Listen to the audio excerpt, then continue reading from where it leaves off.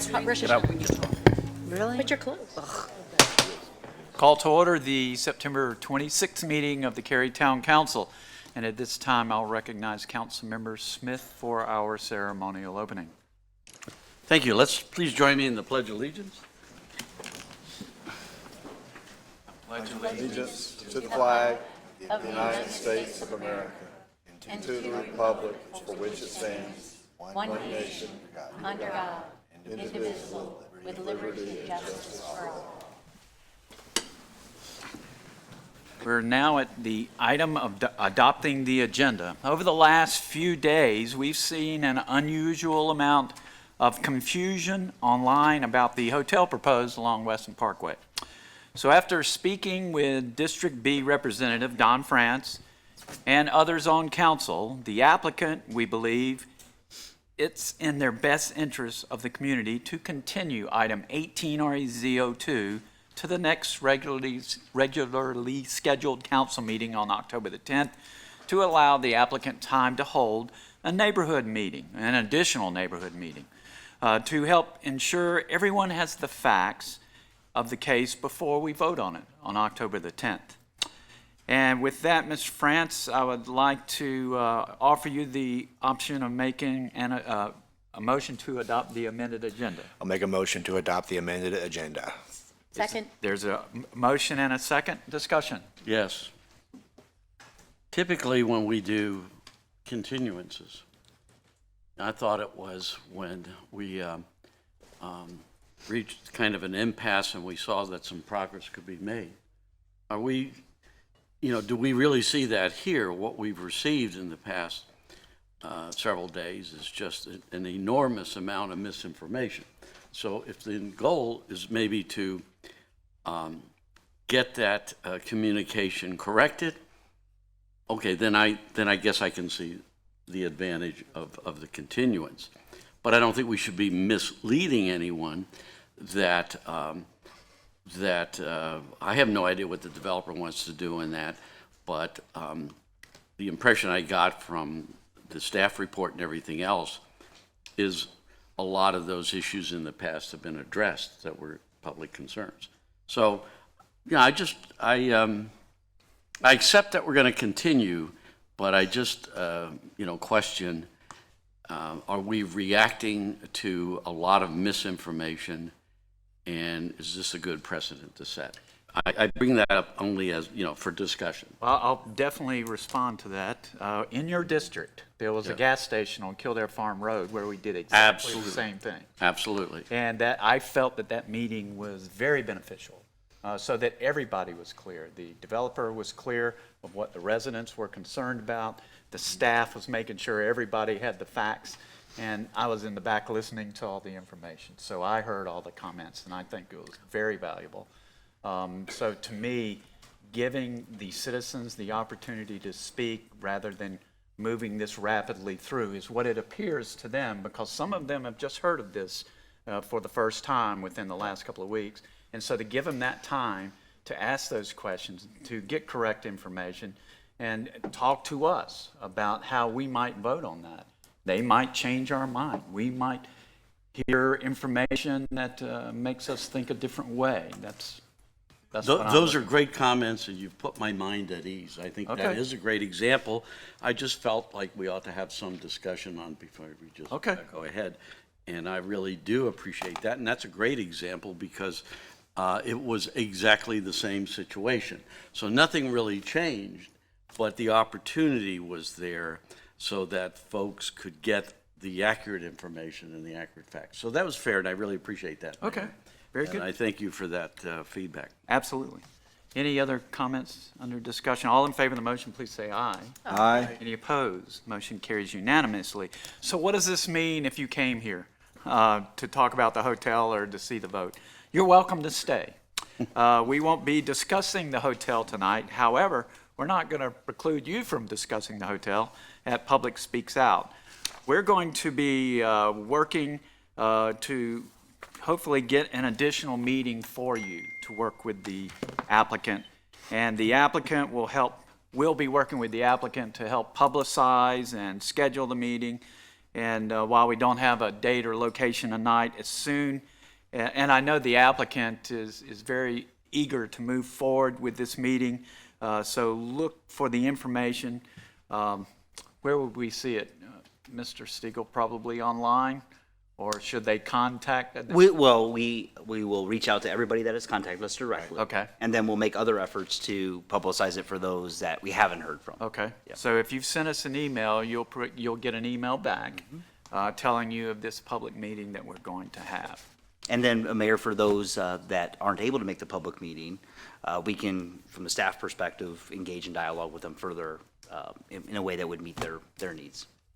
And of course, you can contact any of us at any time via email, and we'll be glad to talk with you. All righty, that's the adoption of the agenda. We now move to recognitions, reports, and presentations. Our only presentation this evening is from Diana Wynn of the Women League of Voters, and I'll invite her to the podium along with Mayor Pro Tem Laurie Bush and Councilmember Jennifer Robinson for a presentation.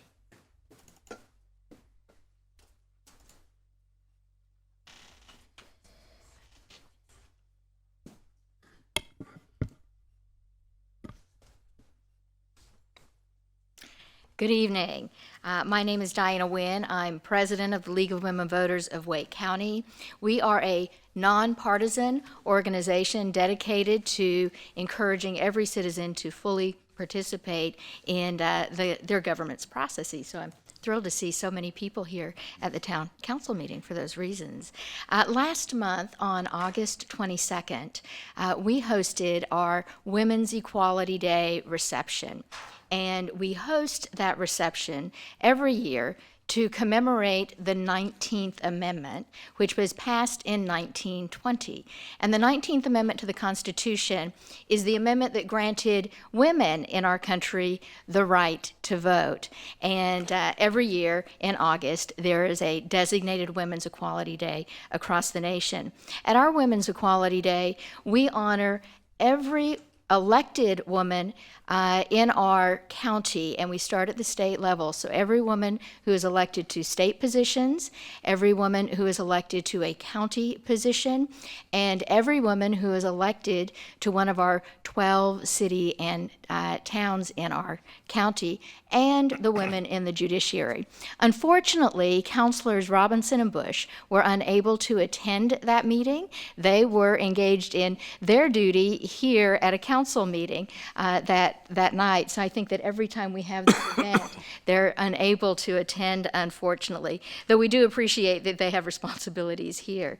So tonight I'm here to present them with the certificates that they would have received on that evening.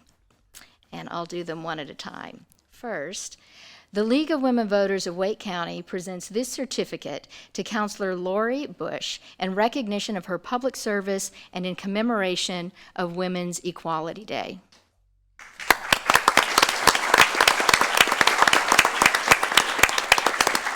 And the League of Women Voters of Wake County presents this certificate to Councilor Jennifer Robinson in recognition of her public service and in commemoration of Women's Equality Day.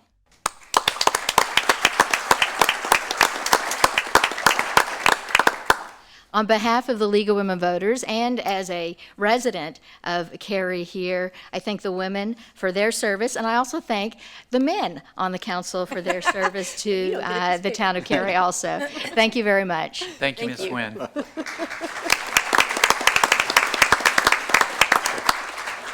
We're now at the public speaks out portion of our meeting. We've included instructions for speaking at this forum on the printed agenda.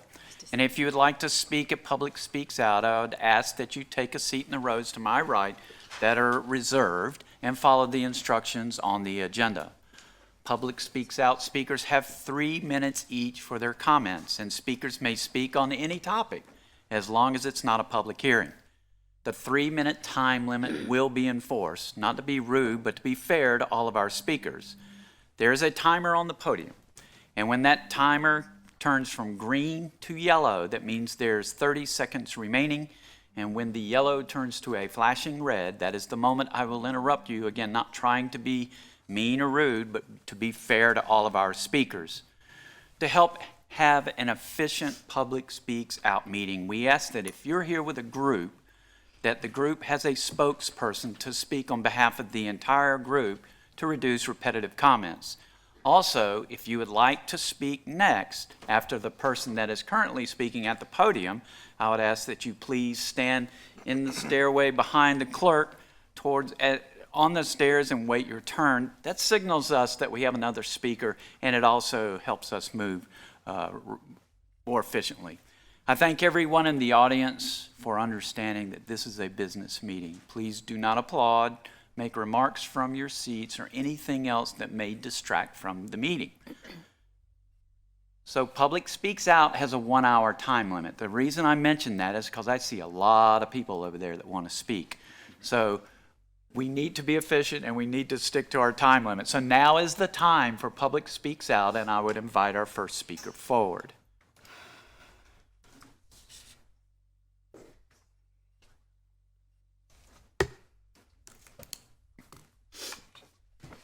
Good evening, Mayor and members of Council. My name is Glenda Topp with Glenda S. Topp and Associates.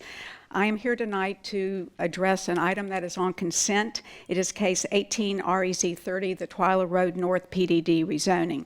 The proposal is to rezone property from R40 to a planned development district to allow a combination of commercial, retail development, multifamily, and open space.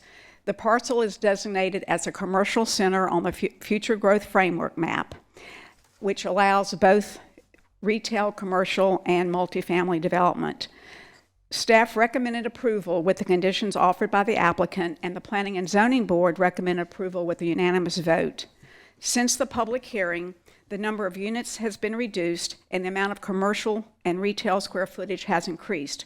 We have committed to all public streets having curb and gutter. We have offered a zoning condition that the property owner or developer will install traffic calming devices or device such as median, islands, curb extension, or other devices acceptable to the town along Stockwell Lane within 500 feet of the closest residential lot on Stockwell. We also added a zoning condition that commits to building a portion of the non-residential square footage before the building permits for all the residential units have been applied for. And this is to ensure that the development is truly a mixed use and that it will not be only residential and the non-residential will be an afterthought. These zoning conditions were added in response to comments made by council and also to meetings and discussions that we have had with the property owners. I also want to note that in addition to those conditions that we added, we have also offered more than the required square footage for the community gathering space.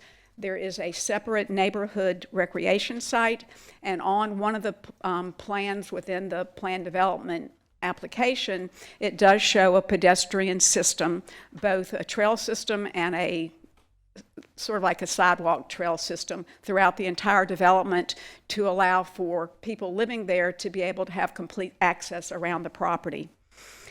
I want to point out the applicant has met and spoke with the property owners numerous times, and again, we have made changes in response to those comments.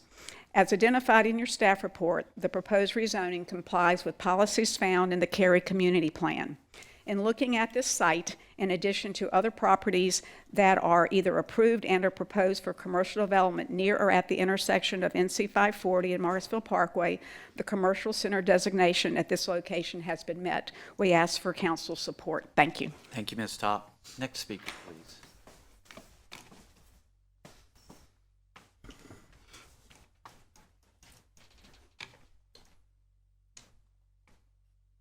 Good evening, Council.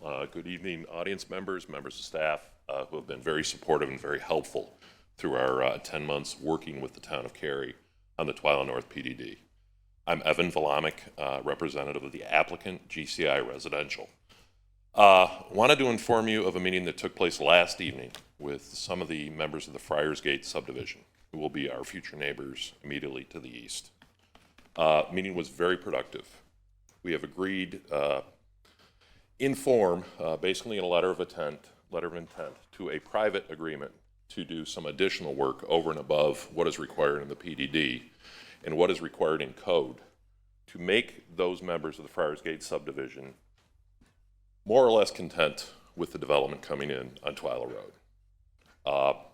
Principally, it involves having them sit with us at the table when we discuss some of the traffic calming measures that Ms. Topp mentioned also. They are very concerned about Stockwell. They're very concerned about the historic and the intended pushing of Stockwell through to connect with the new roundabout on Morrisville Parkway. We wanted them to be at the table with us, to extend our hand, so we agreed to do that. They want to maintain the identity of the Friars Gate subdivision.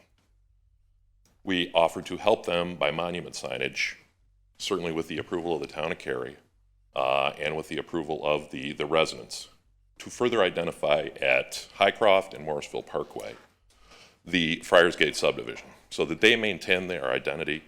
They certainly do not want to lose it to everything else that's going to develop along Morrisville Parkway down the road.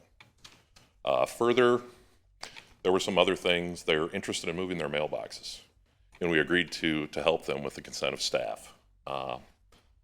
We also are going to contribute monetarily to the HOA at Friars Gate so that they can develop a park on real estate of their interest, real estate of their choosing, a play lot, if you will.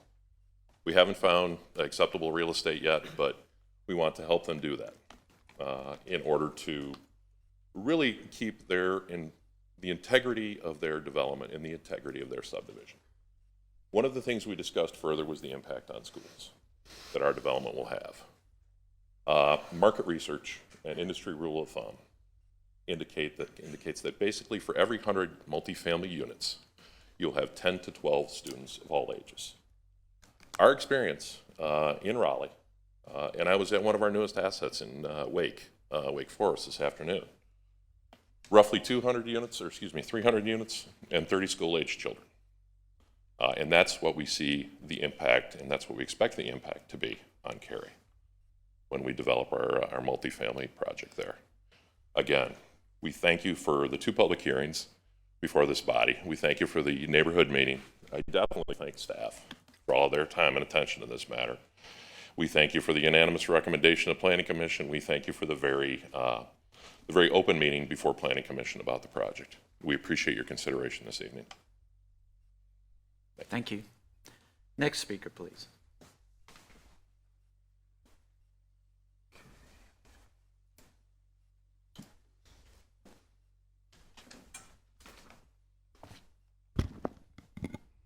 May it please your honor, esteemed members of council, Mr. Stiegel, Ms. Simpson, and Ms. Johnson. We cordially invite you to the first plantings in the Cary Tree Archive on Saturday, September the 28th, beginning at noon. The archive is north and south. Your name for the record. George McDowell. We know who you are, but the record doesn't. I beg your pardon. That's all right. I'll put that in my opening.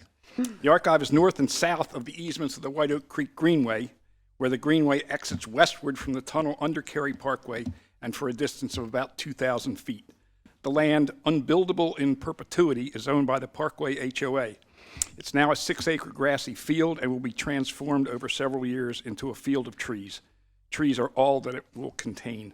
The archive's purpose is to begin to restore the old growth species that once graced the land of Cary and the Piedmont Plateau before the first European settlers began cutting. This private project was inspired by the town's sustainability manager, Emily Barrett, and has received enthusiastic support of staff, including, among others, Meredith Gruber, Dan Alt, Reed Sorosi, and Kevin Hales. Kevin Steed has kindly told me what I can do, what I can't do, and what I should do. We partner with the nonprofit Trees for the Triangle. Executive Director Dave Klemp, a certified arborist, will supervise the plantings. We will plant oaks, maples, hickories, poplar, persimmon, elm, hemlock, beech, magnolia, cedar, ash, willow, chestnut, sequoias, and large evergreens.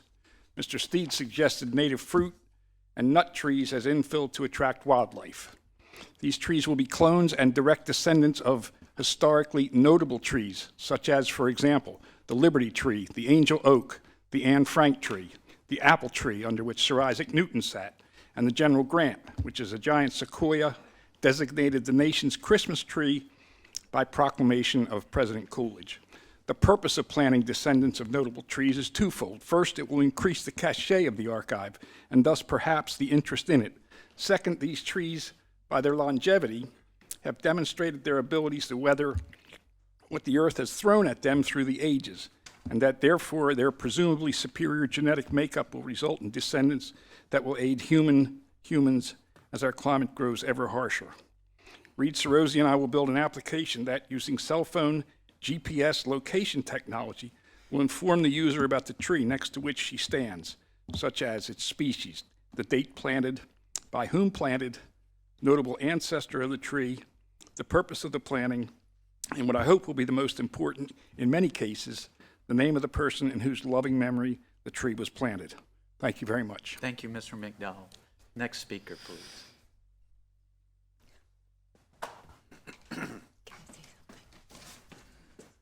While we're waiting for that person, Sure. Los Angeles calls that the Internet of Trees, IoT. They have the same thing, I know. Yes, sir. Mr. Mayor, members of council, ladies and gentlemen, my name is Ron Harrod.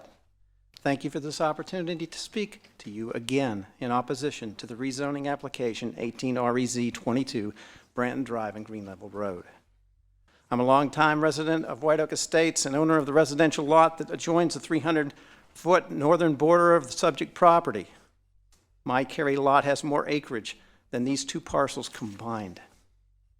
It houses 2 adults, a dog, and 2 garaged cars. This proposal speaks of making a transition. Yet Branton Drive serves as the obvious break to begin a transition to the future destination center. This parcel, designated as Fieldstone subdivision for 26 years, is surrounded on 3 sides by low-density residential development, and the 4th side, farmland. The proposal asks you to break a long-standing zoning commitment. This is not smart development. This is spot development. From the viewpoint of established surrounding neighborhoods, the proposal is an untimely, disruptive, inappropriate intrusion into formerly orderly and reasonable development. From the viewpoint of established neighborhoods, despite a year of throwing planners, legal counsel, and money at this ill-conceived idea, the applicant still has not gotten around the basic issue that the proposal simply does not fit. This decision is not hard. It does not take the wisdom of Solomon. And fundamentally, this is not about our property values. It's about the character of neighborhoods. Your primary directive in the LDO regarding rezoning decisions. When I was much younger, I saw a TV commercial related to an auto collision repair. A big, sweaty mechanic in a greasy t-shirt stood there with a mallet in one hand and a knockoff fender in the other. The client asked sheepishly, "Will that fit?" The technician raised his mallet and responded confidently, "We'll make it fit." That's what's been going on with this project for over a year now. We can do better. Zoning should protect the character of neighborhoods and foster orderly development. Be assured your individual vote tonight will be published widely and clearly show where you stand. I urge you to stand with us. Please stand. Thank you. Thank you.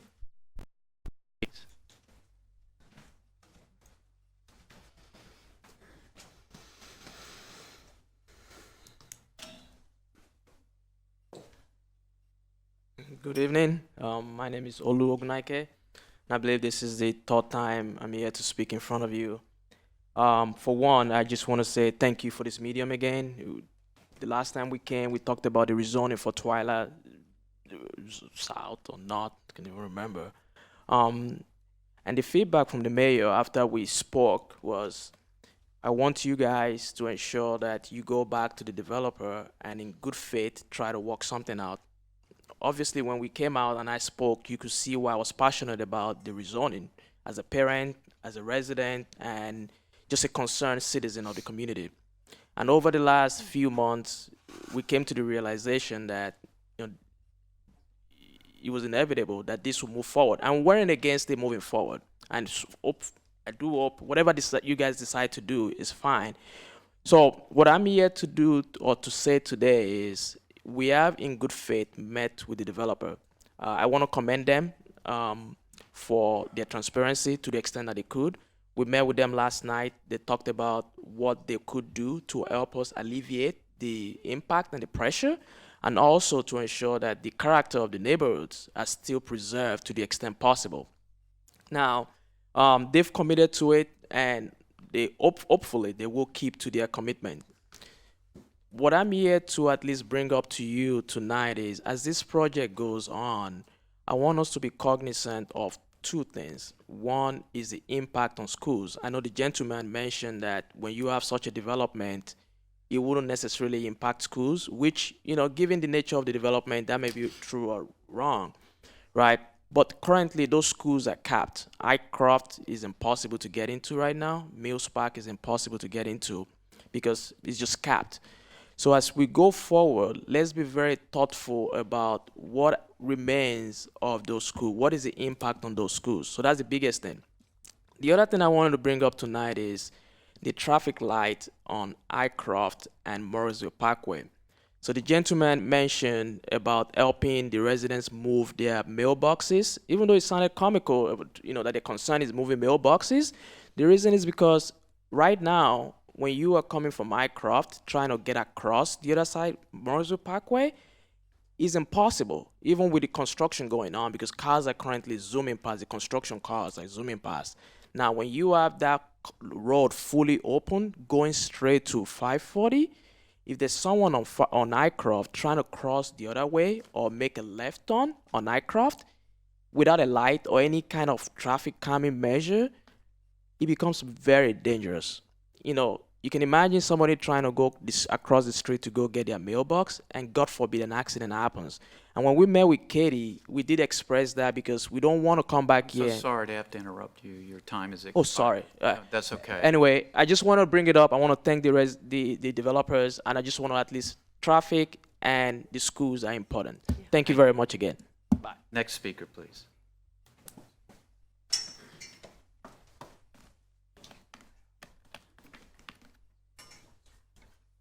Good evening, Mr. Mayor, Town Council members, ladies and gentlemen behind me. My name is Pat Backhoe. My husband and I have lived in White Oak neighborhood for 21 years, about a half mile away from the site in question. Now, I'm addressing you tonight because a destination area is planned close to us, and we will be faced with the same question in the not terribly distant future. There's a long-standing belief that a property zoning is a promise made by a local government to private landowners of how that land will be used. Private property owners invest hundreds of thousands, it just seems like millions sometimes, hundreds of thousands of dollars and countless hours buying and maintaining this property. To rezone this land for an office building is to treat that promise lightly. That contract should never be broken.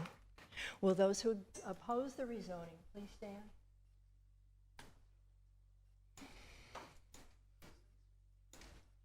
Thank you very much. Thank you. Next speaker, please.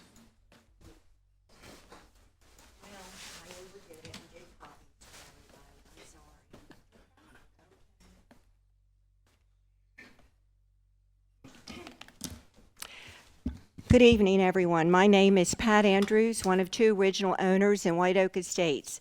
It was suggested that having our supporters wear the same color T-shirt and possibly including the media at tonight's meeting would be helpful for our position to deny this rezoning. Ms. Andrews, can I stop you for a second? Sure thing. The guys in the booth would appreciate if you wouldn't hold on to the mic. They can't adjust the volume when you do that. Oh, I'm sorry. Should No, I please, start go over ahead. again? No, you can do whatever you'd like. Well, thank you. I'll give you extra time. Sorry. I appreciate that deferment to my age. My name is Pat Andrews, one of two original owners in White Oak Estates. It was suggested that having our supporters wear the same color T-shirt and possibly including the media at tonight's meeting would be helpful for our position to deny this rezoning. This idea was considered by our steering committee last year and was rejected. We felt the council was probably tired of this approach. Instead, the leaders of the HOAs in Lansdowne and Ashley Woods neighborhoods were directed by the over 600 resident homeowners to communicate their opposition to the rezoning proposal. I spoke before the council in January addressing spot zoning and denying the applicant's request. Since that time, I have researched this topic and has discovered that this is indeed a case of spot zoning according to the courts in North Carolina. NC courts have held that spot zoning must show a reasonable need for the rezoning in order to justify its negative effects on neighboring properties. Baden versus City of Raleigh. The intrusion of a 15,000 square foot, 35 tall dental supply building is indeed a negative intrusion on our surrounding neighborhoods and does affect in a negative manner the values of the homes adjoining it. The entire concept of zoning is to protect one's property value. In the case of Chrisman versus Guilford County, the court ruled that there must be a clear showing of reasonable basis to support the validity of spot zoning. An analysis of validity was mandated by the NC zoning statutes in 2005. Spot zoning is classified as a small tract of land that is surrounded by a much larger area, such as neighborhoods surrounding the parcel. The NC cases that have resulted in validation of spot zoning, the size of the parcels are between 0.57 to 50 acres, which would certainly include the 97, but I read your minutes. They said 98 acres under discussion tonight. I'm not going to quibble over 0.1. Furthermore, if the parcel in question is for the owner to establish a business for his profit without regard for adjacent landowners, the courts rule in favor of the adjacent landowners, in this case, the affected neighborhoods. In Apex, the professional planning board recommended against the spot zoning. The courts upheld the planning board, even though when it went to the next level, it was rejected. Okay, I'll eliminate the part about the advice in the meeting. I can give you about 10 or 15 more seconds. And Thank you so much. There is no compelling reason for a building of this magnitude to be built in our neighborhood. If the decision is to proceed with this rezoning, in my opinion, it will not be upheld on appeal per previous NC court cases. I thank you for your time on this matter. I thank my neighbors. Thank everyone that's here. If you would stand, if you agree with me, I would appreciate it, to deny this rezoning. Thank you. Thank you, Ms. Andrews. I appreciate it. Next I didn't speaker, mess please. up the AV. Oh, you're fine. I'm a hands-on person.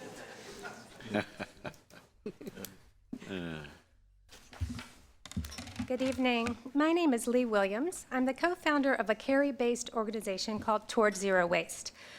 We created it to bring awareness to the issue of the mindless use of single-use plastic and the problem of our overflowing landfills. But I'm not here to talk about plastics or landfills, at least not directly. There's a far greater problem I've come to ask you to address. Several years ago, when we started our organization, I wanted to steer clear of the term climate change. I knew that trash was something we could all agree on, and if we started talking climate, we'd lose, or worse, anger folks. But it was more than that. I simply didn't want to believe that the problem existed. It's far more comfortable and easier to believe that it doesn't. But I was challenged to dig a little deeper, and with a desire to find that it was not true, I started reading, researching, and listening, even to C-SPAN. It didn't take long to realize that this wasn't simply cyclical sunspots or volcanoes, all the theories that I had been happy to accept. Human-hastened climate change was happening, and everything I cared about, food, health, economy, mission work, national security, local community, was connected to it. But it wasn't until October of last year, when I read the latest IPCC report, that I decided to take action. If you haven't read it, I recommend you print the policymakers version. Research scientists are finding that because of previously unconsidered feedback loops, our climate is changing faster than we had thought. Problems that they once worried my grandchildren would see are now going to be lived out in my lifetime. In fact, we have under 11 years to act to start reversing the trends that will lock us into catastrophic, not so distant future. No, this doesn't mean we're all going to be dead by 2030. It just means that the ball is rolling and it's picking up speed. But we have solutions. They're market-based solutions which create jobs, and though not as lucrative as trashing the planet, they are fiscally responsible in the long run. And as much as I don't like government making rules and regulations, we have spent way too much time fighting about whether there's a problem instead of working towards building solutions. Getting local business and private citizens on board is going to take encouragement and example from local government. And I believe that local governments will lead the way on these changes. The lifestyle we lead in Cary is incredible. We owe a great debt to fossil fuels for the lifestyle their use has granted us. But we didn't know the problems it was causing. How could we have? Now we know, and fortunately, we not only have other great fiscally responsible options for energy, we have easy, actionable ways to sequester carbon, ways that actually serve to make our community a better place. I'm not going to go into those ways now because I'm almost out of time, but this is a first step. I'd love to see council adoption of the recently developed carbon recommendations. And then I'd love to see you aggressively support those recommendations with every decision that you face. I do believe that local governments can make huge impacts on climate change, but it's going to take some leadership. And I believe that Cary can be a catalyst for other North Carolina towns to act as well. Thank you, Ms. Wade. Thank you. Next speaker, please.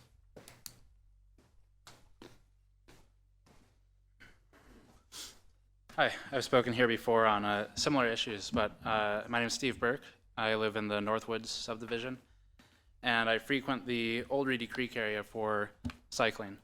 And I believe it was moved to October.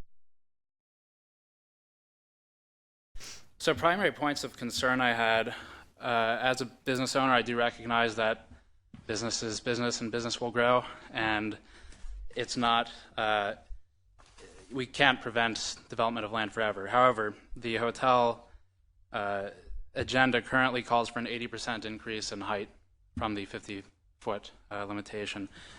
It asks for an 18.5% reduction in required parking space, and these items together, you kind of look at it, and it's pretty logical to realize that this land isn't particularly suitable as a hotel without these changes. So I guess if it's inevitable that a hotel goes in, my primary concerns are safety, frequenting that road. It's already fairly unsafe for cyclists to cross, especially at Winstead onto Maynard, or Old Reedy Creek and Maynard. I would like to see the consideration by the council of potentially some additional speed bumps or tables. There's already talk about a signaled crosswalk flanking the hotel proposal. Cars don't particularly care about crosswalks, and phones make that worse. The only time I was struck by a car on a bike was at a crosswalk, so I would like to see something to inhibit speed to wake people up before getting to the crosswalk. The consideration of perhaps a stoplight at Old Reedy Creek and I believe I said Maynard earlier, and Weston Parkway, Old Reedy Creek and Weston would also be good to slow people down, make them look up before they turn. Disallowing the maximum height increase and restricting it to the 50-foot limitation, as I understand it anyway, would be ideal to reduce volume and the amount of cars trafficking in the area, particularly because these are probably people from out of town where they're not familiar with it. Safety is a concern. Enforcing the buffer requirements, also ideal, or the tree buffer requirements, or reallocating that 18% reduction in parking space as green space as a form of compromise would be something I'd like to see considered. Those are the primary considerations. Bike paths were mentioned in the document as well. I read the whole thing on the Town of Cary website.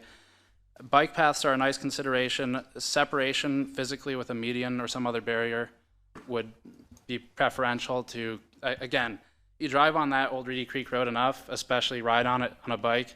It's narrow as is. I'm sure they'll add a lane or something, but the amount of times I've almost been hit by a car, and I'm sure many others, is enough to ask for some of these things. So thank you for your consideration. Thank you. Next speaker, please.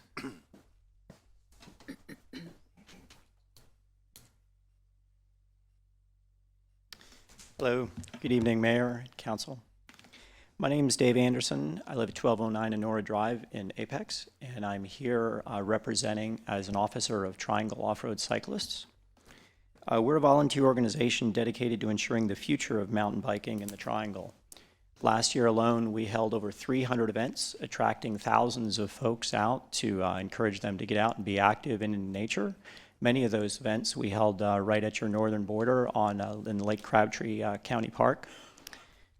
I'm here to talk to you tonight about the proposed RDU quarry. First, I want to thank the town for having the insight and making the investment in your amazing greenway network, and also for the trailhead facility at Old Reedy Creek Road. It's truly a transformational set of recreational facilities, right? When folks can get out and do everyday activity, be healthy, work it out before work, after work, midday lunch break, it's transformational to folks' mental and physical health. But there's something on the horizon that will damage your assets and damage your investment, and there's no doubt about that. There can be debate about, well, how bad, but it's clear. The effectiveness of the Town of Cary parking lot at the Old Reedy Creek Trailhead, you'll have line of sight into the proposed quarry. I invite you to go out there and look at the amazing, or the nice view from the grass dam over Lake Crabtree, right next to your facility. Turn to the northeast and look across I-40, and that divot, the little bit of valley you see where just on the north side of 40, that's where the quarry pit is proposed to go. Blasting, noise, dust, trucks, it's going to totally ruin the experience.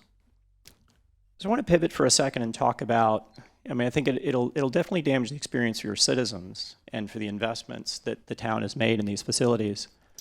Let's talk a bit about the business benefit and the damage it'll do to the viability of businesses around here. You go out there at lunchtime and you see folks flooding out of MetLife and SAS, running, walking, riding their bikes up and down that corridor. Sam Bratton in a meeting once, president of Wakestone, I asked him, I said, so what kind of buffers do you plan on putting? He's like, 50 feet, maybe 100. Just think about that. There's a lot more I could go into, but it's, I've spent my career in high tech, and I just want to say that those kind of businesses really value that as a recreational amenity and an asset, and we need to think carefully before allowing it to be destroyed. There's a great alternative, and I invite you to learn more about those alternatives to preserve the land for recreation. Mr. Anderson, I'm sorry, your time has expired. Thank you. Thank you for taking the time to hear. Thank you.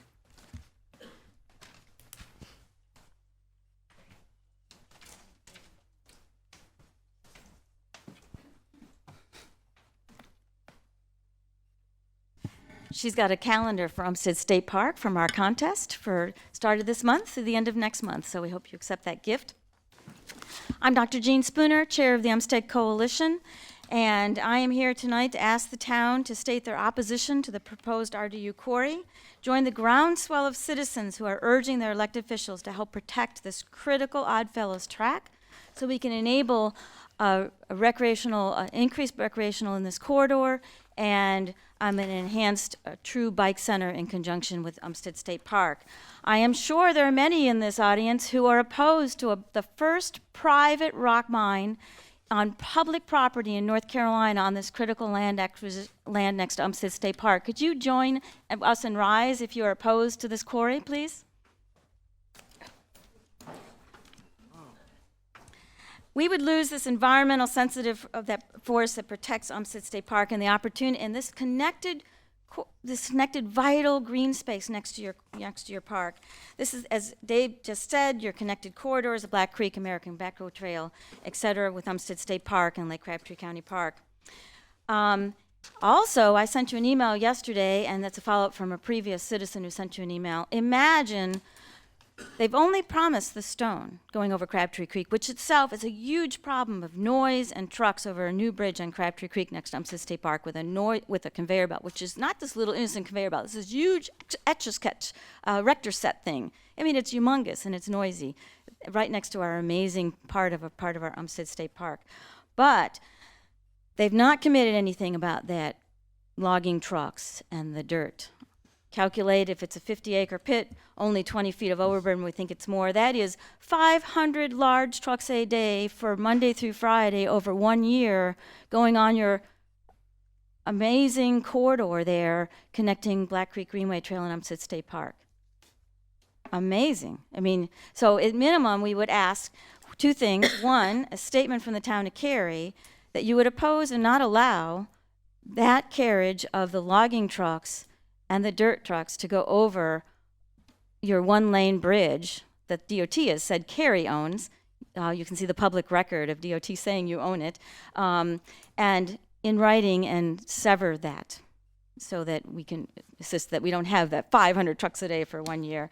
Also, I've attached in your package a draft resolution with all of the assets in this region and to oppose the quarry itself. We found funding. The airport needs funding. We've offered funding. Senator Wiley Nichols found some additional funding.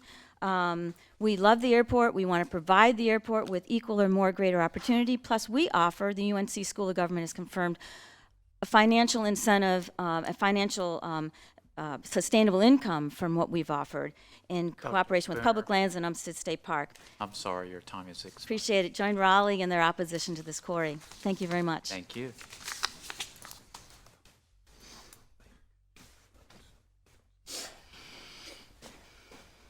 Good evening. My name is, I am Dr. David Humphrey. I live in the Silverton community there at the north end of Cary. I've been a resident of Cary for over 20 years now.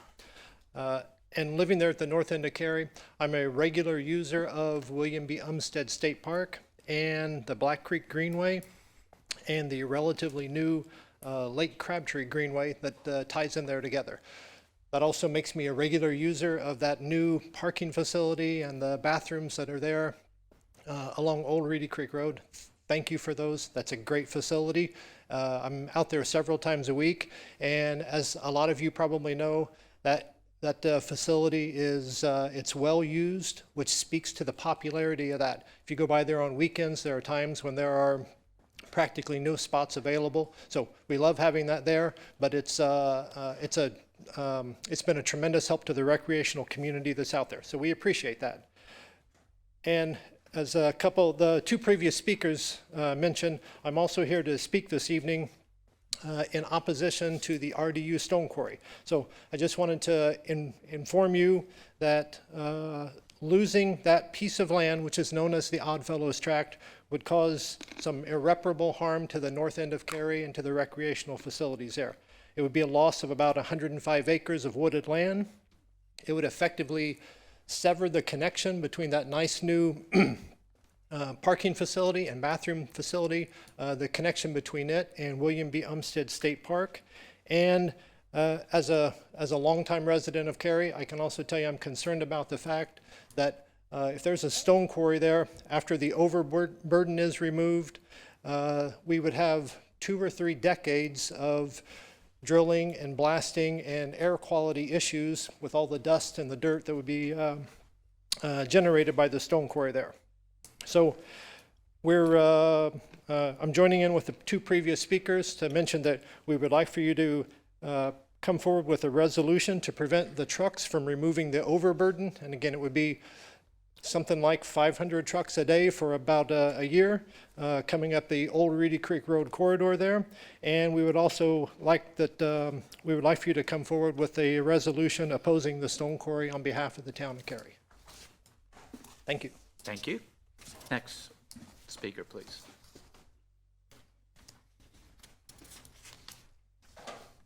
Good evening, Town Council. Thank you for your service to the community and your willingness to listen to your residents' concerns. My name is Trevor Walker. I've been a citizen of Cary since 2015. I'm a resident of the Wessex community.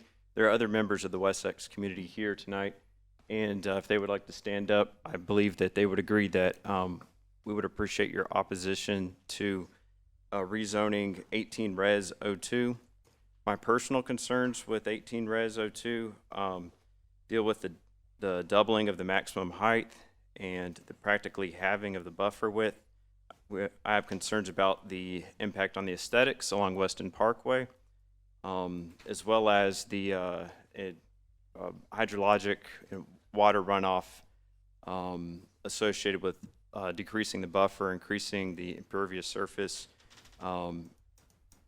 the impacts on the Black Creek Greenway, and furthermore Lake Country. I also have personal concerns with not just the proposal, but also the neighbor and the applicant's handling with the community. I attended the community meeting, and it felt like this is the way it's going to be, or this is what we're doing. And even though we've expressed multiple concerns, we haven't seen a lot of tangible amendments to the proposal. I know the city has seen amendments in regards to addition of a turning lane, but that ultimately is not beneficial to the aesthetics of the proposal. Another thing that concerns me is provided the town council as well as the applicant and their engineers with a very detailed tree survey, including a summarized map, but also the raw data. And I would be excited to see the applicant use that to update their diagrams that they've been showing in their applications. They've been showing the town council and the planning and zoning committee, as well as members, their future neighbors. The other concern I have is that the size of the hotel has been passed off to members of my community as being necessary for it to be a feasible project. However, if you think about the Hampton Inn and Suites, which is the brand that this is proposed to be, there's one at PNC Arena with 124 rooms, Crabtree Valley, that's 136 rooms, Briar Creek, 135 rooms. The proposal I've seen has this hotel as having 300 rooms, which is twice those other hotels. Those are my concerns, my personal concerns. I asked for the council. Mr. Walker, I'm sorry, your time has expired. I asked for the council to consider rejecting 18 Res 02 and also recalling why we have these cards to fill out whenever we have these meetings. Thank you so much. Thank you.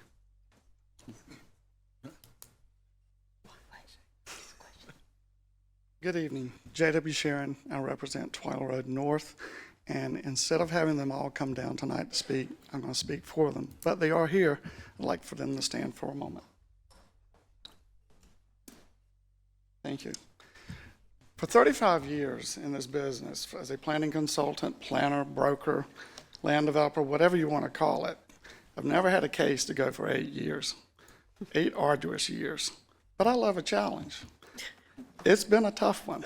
But what does that mean, a challenge? A challenge is when you have that many homeowners that have houses in West Cary to stay together in a positive group, knowing that their day will come, that we will get through this, that developer will be here.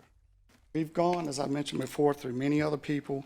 We finally got a developer, a quality developer that's got the right mix that doesn't over-impact the road system or the neighborhoods around it. It also offers opportunities for alternate types of housing that is the lowest one you have in West Cary. In addition, the challenge has been that they have continued to allow me to represent them through this process with hope that we would get here tonight. We are here, they're here, everybody's in line, the planning board's in unanimous vote, and they really need your support tonight for this, and I do too. Thank you. Thank you, Ms. Sharon.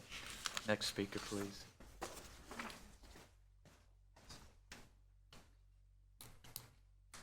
Good evening, Mayor, members of council, ladies and gentlemen. My name is Eric Bell, and I am a principal of GCI Residential. We're proposing the apartments for the Twyla site. I really don't have much to add to what Evan and Glenda mentioned earlier this evening, except to reassure you, and probably most importantly, the neighbors of the Friars Gate subdivision. I mentioned this the first time we appeared before you. We are generational holders of real estate. We are not merchant builders, so we're not going to build this project and leave. So not only are the commitments we're making today to build the project, or we're going to maintain those commitments, we're also going to be the people they call 5 years from now and 10 years from now. We're going to continue to do things that we say we're going to do, and I think that's something that's important for the Friars Gate folks, and ultimately for the members of the council and citizens of Cary. That's all I have. Thank you very much. Thank you. Next speaker, please.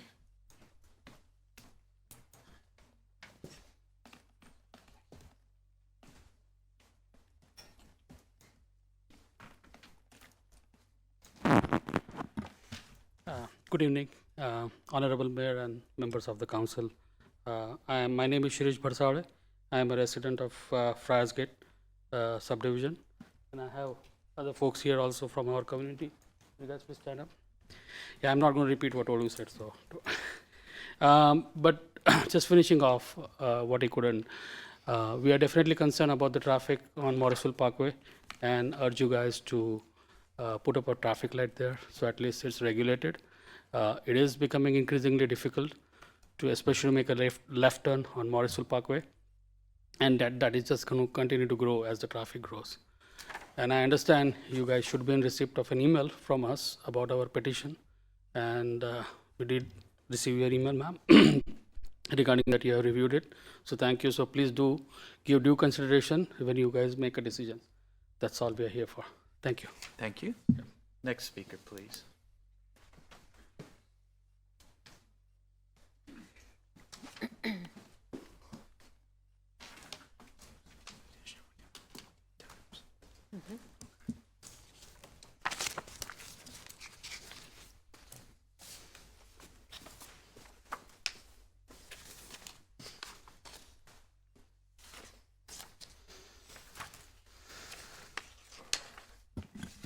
I'll go ahead and get started. Good evening, Mr. Mayor, members of the council. Jason Barron with Morningstar Law Group here on behalf of the applicant in 18 REZ 22, which is the Green Level West Branton Drive rezoning case for a 15,000 square foot office building. I'm not going to walk through and talk about the Cary community plan and tell you why we believe this use is justified. I believe the staff report demonstrates clearly why this use makes sense in this location, given the recommendations and the policies of the Cary community plan.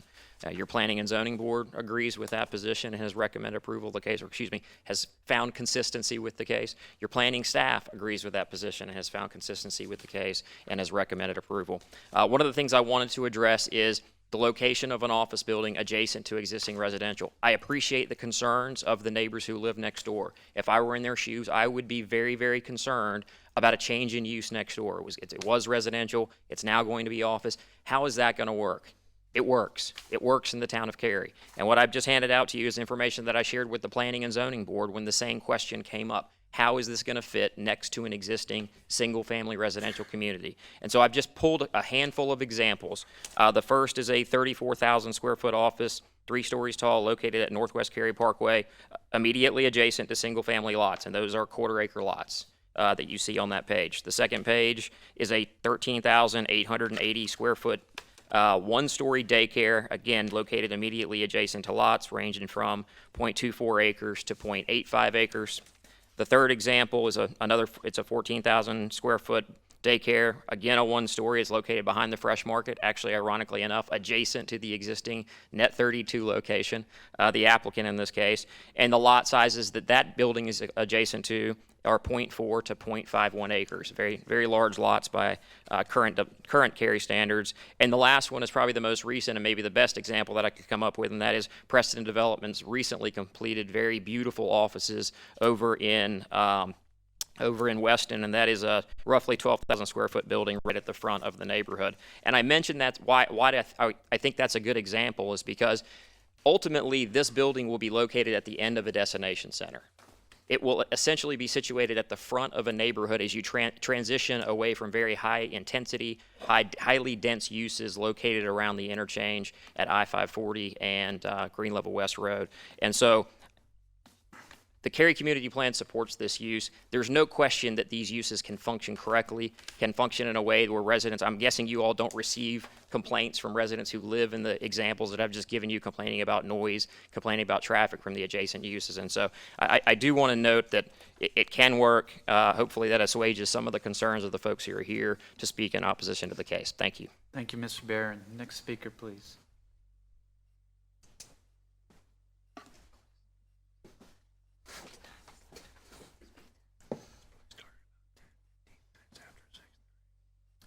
Thanks to the council for hearing me this evening. My name is Pat Cassidy. I'm a dentist. I'm the co-founder with my wife, Donna Cassidy, behind me here, of Net32 Inc. I'm the CEO, she's the president, and I don't have a lot to say. I think that we've been pretty clear about what we're intending to do, and it's been my pleasure to raise my children here. My wife and I have lived in Cary for 26 years, and 20 of those years we built a company from nothing to, well, now it's something. We have 3 leased locations now, all within Cary, by the way, and it's been difficult to grow the business and keep the culture the way we want it, build the culture the way we want it. We raised our kids here. The house that we were in for 25 years is, I think, less than a mile from the property. We're very familiar with the property and the area. We've used it extensively. We feel like we've been extremely privileged to be in Cary. Our employees, and many of them live in Cary, are very close by, and some of them have been with us 18 years, 12 years, 10 years, 13 years, and they're very happy to be so close to their workplace. So we've lived here, we raised our kids here, we built a business here, and we'd love to stay here. So I thank you for giving us the opportunity to be here so many years. I always get a little emotional. This is this business, my wife, my family, my employees would love to stay here, and I would appreciate your vote in favor. I tell you, everybody that's complained, it's going to be a beautiful building. We're going to respect the property. We're not developers. We're householders who just happen to think of something 20 years ahead of its time. And now we'd like to stay in Cary. It's a good thing I don't talk too much because I got to get my emotions under control. Thank you so much for your support. Thank you. Next speaker, please.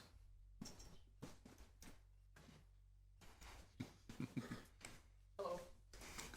Mark Evangelista. I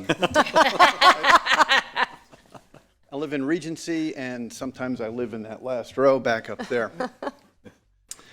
Later on tonight, I'll speak with you about 18 REZ 22, and I owe it to all the people who've shown up tonight to treat that strictly as business and only give that case the respect it deserves. So now I'll give you my little personal spiel. When you see that case, you're going to see a staff report, and it's going to be an amazing document. It's going to be comprehensive. It's going to have everything in it you could possibly want to know about a case. And even if it is the most controversial case or the most no-brainer case, the staff puts this amazing document together, and they put all this supporting material together. And what the folks back here don't know is how much they support the Planning and Zoning Board and give us stuff and help make our lives so much easier. And I'm about to make a lot of people I work with tomorrow really annoyed, but I want to tell you, the planning staff is the finest group of professionals I've ever worked with, without a doubt. And I'm really glad that I got a chance to work with them for so long. The case tonight, too, it's kind of appropriate because we spent a lot of time talking about that. And it's just emblematic of how much time and effort and work the Planning and Zoning Board volunteers put in. And what I really like about having all these people here is I wonder how many P&Z members are sitting back here that are going to eventually show up and apply and get on the Planning and Zoning Board, because, you know, you all know, so many members start that way. So some of these folks here may be chairing the P&Z long after I am nothing more than a revered statue in the downtown. But before you blow off the statue idea, let me just tell you what you guys have done. You have been super supportive. You have been empowering. And what I've really appreciated, you've been candid, you've been honest, and you've let me look under the hood now and then when I have to, and that's been super helpful. I'm really glad I was part of the Cary Community Plan. A small part, but I got to see that thing happen. Something like that doesn't happen unless folks like you are not only visionary, but you're dedicated and you have enough desire to listen to everyone else's vision and make something work. And you should be super proud of that document. You guys should be beyond proud. And I walk out of here really pleased that I'm just going to be this teeny little part of this whole thing. And I'm also really pleased that next time you hear a planning and zoning case, Chairman Ryan Eads will be the guy telling it. That's all I have. I'll talk to you later. Strictly business. Thank you. Next speaker, please.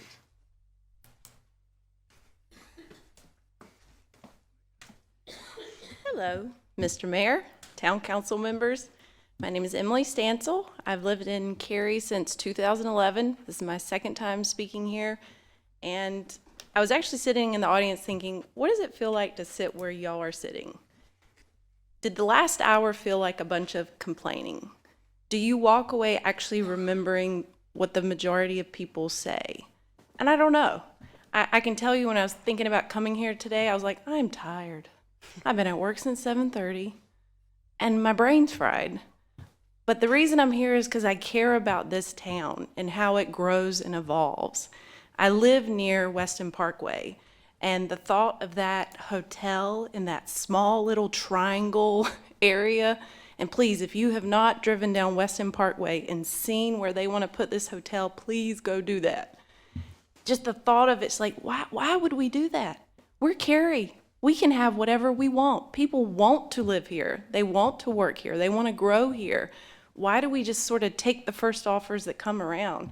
And I wasn't actually here to speak about the quarry, but thinking about that too, it's like we can create this town to be whatever we want it to be. And we have to think about the agenda that the folks coming here have. I know people want to make money. I don't blame them. They can make some good money, but within reason. This is a really idyllic community, and I just would hate for us to lose that. So I just wanted to say, I know y'all are tired too, and I hope that you do hear a lot of what we're saying when we're here sharing our concerns, and it doesn't feel like a bunch of bitching. And instead you just hear our passion, and we just want it to be a great place, and we want to show up and let you know that we care. Thank you. Thank you.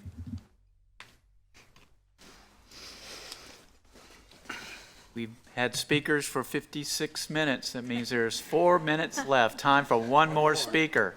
Do we have anyone else that wants to speak for Public Speaks Out? Now's your chance. Going once. Going twice. All right, we're going to close Public Speaks Out. And we'll move to the consent agenda, which is item 4, if you're following along. And for the benefit of people watching our meeting on TV, we're going to take a moment to review the consent agenda items. Please keep in mind that one vote approves all consent agenda items.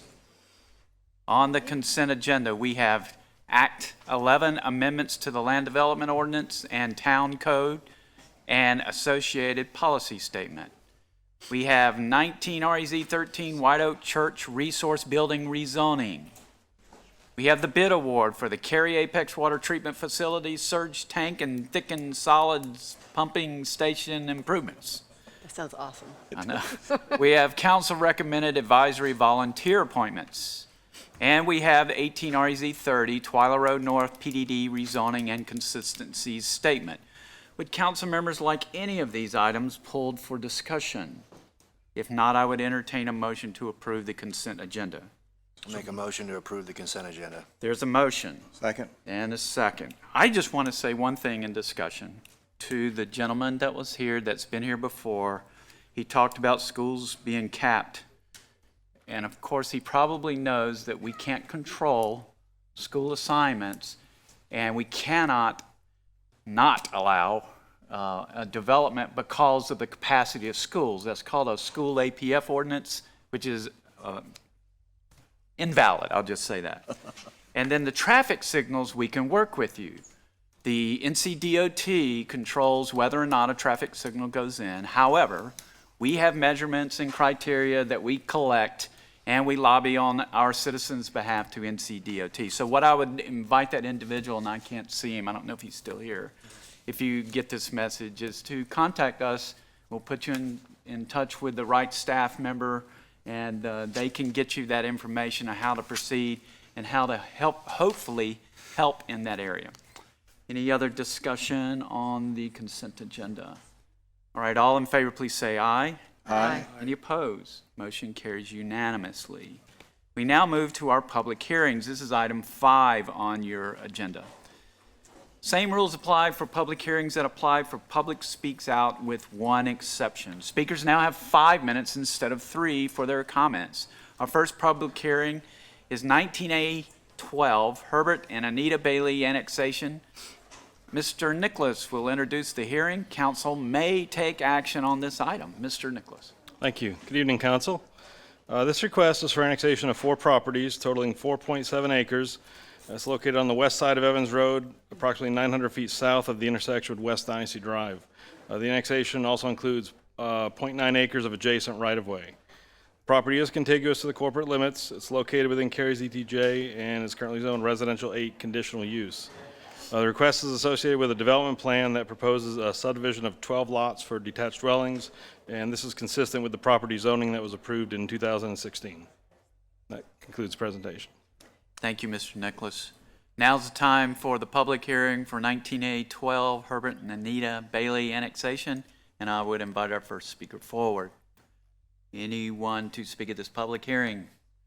Seeing no one, we'll close the public hearing, open it up to council members for questions, comments, or a motion. I'll make a motion that we approve 19A12 annexation petition. There's a motion. Second. And a second. Discussion? All in favor, please say aye. Aye. Any opposed? Motion carries unanimously. Thank you, Mr. Nicholas. Oh, he's going to stick around and do one more for us. Our second public hearing, 19A05, the Hoke and Said annexation. Mr. Nicholas will once again introduce the item, and once again, council may take action. Mr. Nicholas. Thank you. This request is for annexation of 3 properties totaling 14.13 acres located at 7905 and 7913 Emery Gale Lane and 8605 Broderick Place. The properties are contiguous to the corporate limits. They're located within Cary's ETJ and zoned residential 40. The request is not associated with a development plan or rezoning. The property is located at 7913 Emery Gale Lane and 8605 Broderick Place, which are shown here highlighted in yellow, are currently vacant, and the owners wish to connect those properties to town utilities in order to construct attached dwellings on those lots. You can see the lot on Emery Gale Lane has a town sewer line, which is shown in green, running across the western side of the property. The lot on Broderick Place is adjacent to existing subdivisions which are already in the town limits and have town utilities in place. The property at 7905 Emery Gale Lane, shown here, is developed with a detached dwelling which also contains a bed and breakfast business. In reviewing the request, there were concerns about providing solid waste services to the 2 lots off Emery Gale Lane, either from that access or from Green Level Church Road. Emery Gale Lane is not a public right-of-way. It's a private access easement that extends over several private properties. The existing gravel drive is approximately 1,200 feet in length from Green Level Church Road to the boundaries of the subject lots, which are shown here in yellow. In response to the concerns, the owner of the Emery Gale Lane properties has indicated to the town that he accepts the delivery of recycling and garbage services for these properties at Green Level Church Road. He has provided the town with a signed disclosure and indemnity to be recorded at the Register of Deeds should the property be annexed, and that was included with your staff report. The disclosure will provide notice to future owners of these properties of the location of trash and recycling collection. It also gives the town the option to provide services to those lots from Emery Gale Lane in the future if it's ever improved in a way that the town believes provides for access by the solid waste vehicles. The property owner has also provided a letter from an attorney stating his opinion that the town has the right to use Emery Gale Lane to provide solid waste services should the town ever choose that option.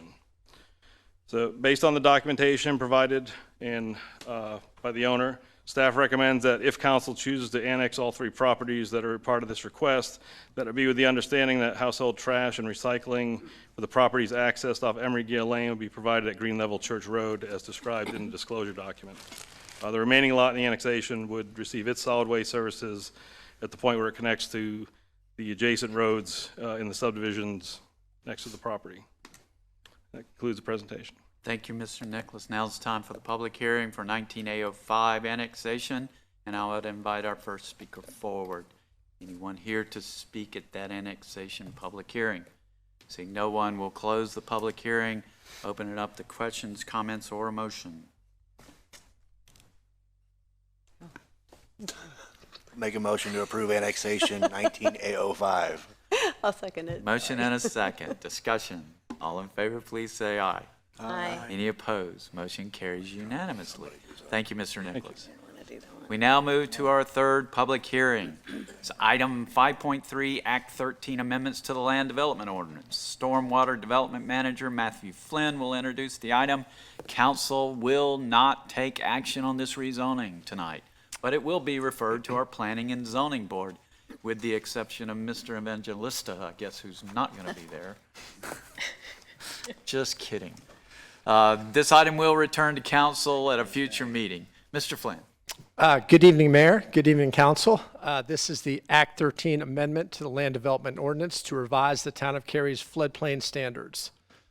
Over the past 18 months, staff has undertaken, per Council's direction, a number of stormwater initiatives to improve our level of service to our citizens. Some examples of that would be the implementation of a dynamic flood model that's helping us make stormwater decisions, as well as identify open space opportunities in flood-prone areas that may be more suitable for recreation rather than development.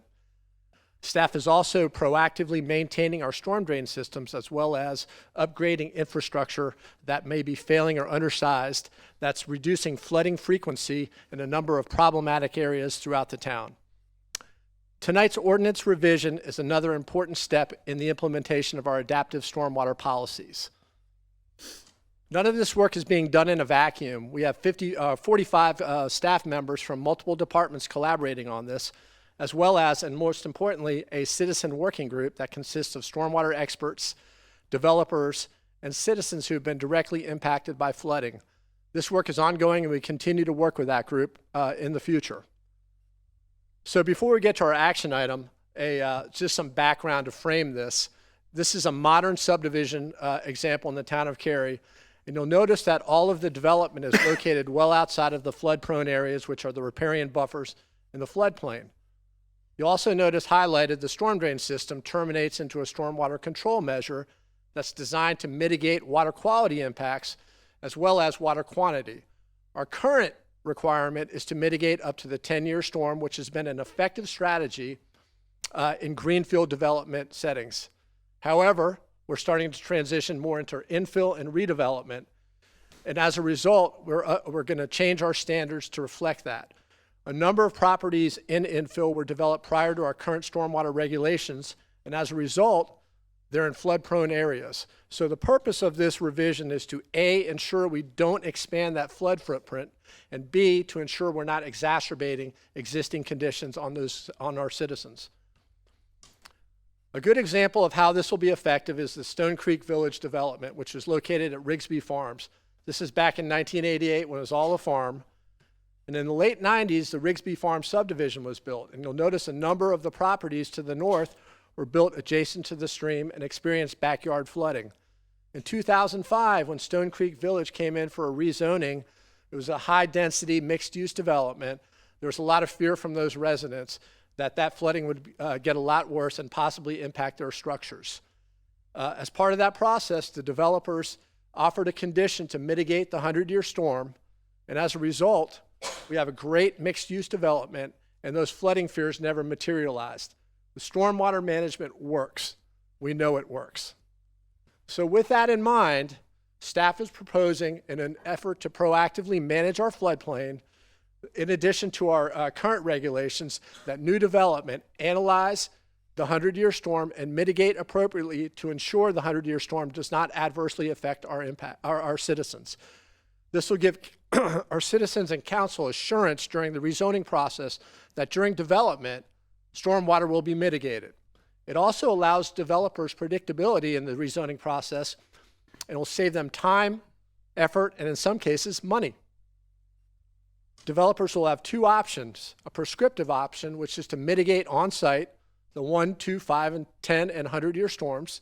They also have an option to model, because watersheds are dynamic systems, and there can be complications that occur, especially as you develop downstream in larger drainage areas. This gives flexibility, and in those cases, developers will model their impacts and then provide appropriate mitigation that serves the whole watershed best, and also will demonstrate that there's no adverse impact to our citizens.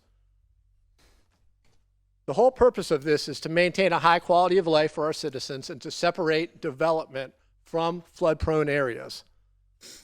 So with that, staff recommends that council conduct a public hearing for the Act 13 amendment and forward this to the Planning and Zoning Board for recommendation. Thanks very much. Thank you, Mr. Flynn. You bet.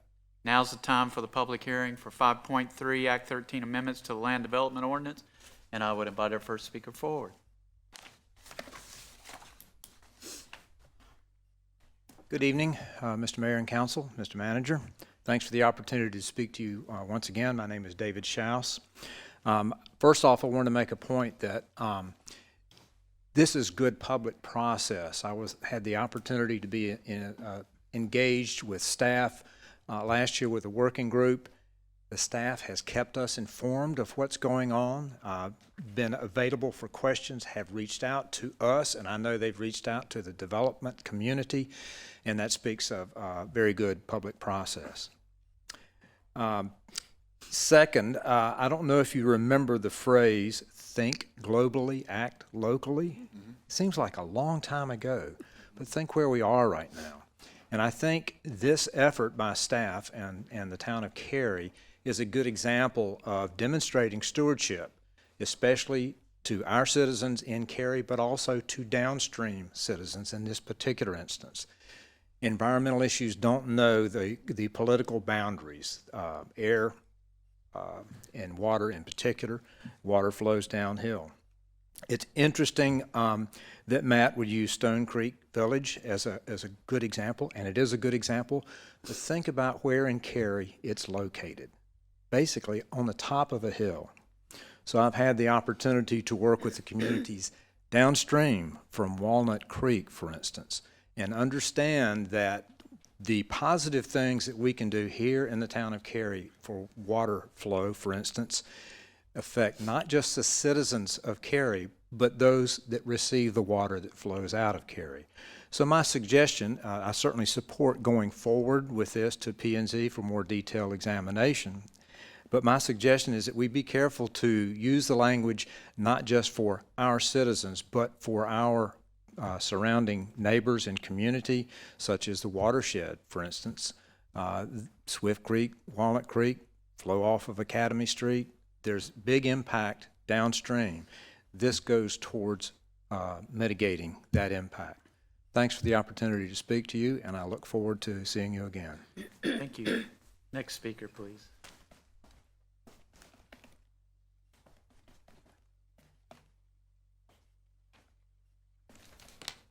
Hello, I'm Scott D. Doug. I've been up here a few times talking about the urban flooding and the regulatory taking of private property, which were of particular interest to me.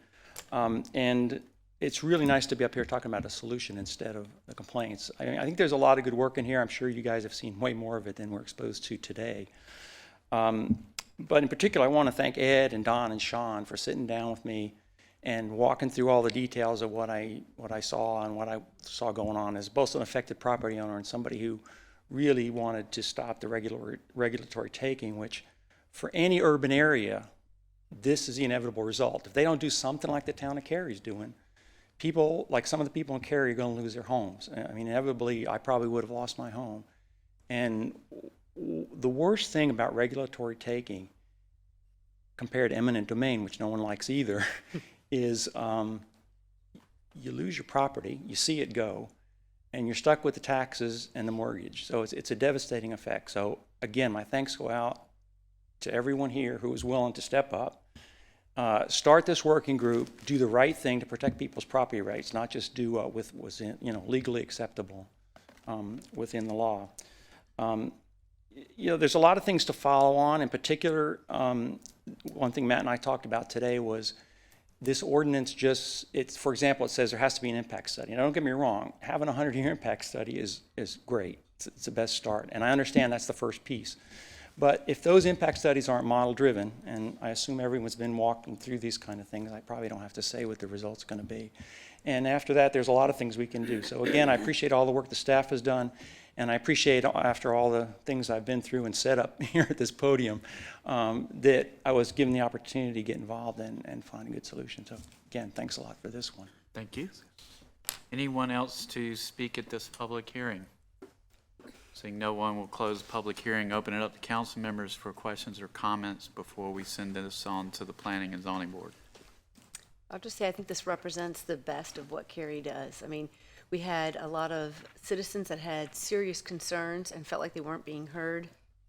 And our staff didn't just create a group of people that they thought would be like kind of like the yes men. They brought in the citizens who were concerned. They brought in some of the greatest experts in our state. I'm really profoundly impressed by the expertise that we have here in Cary. It's amazing.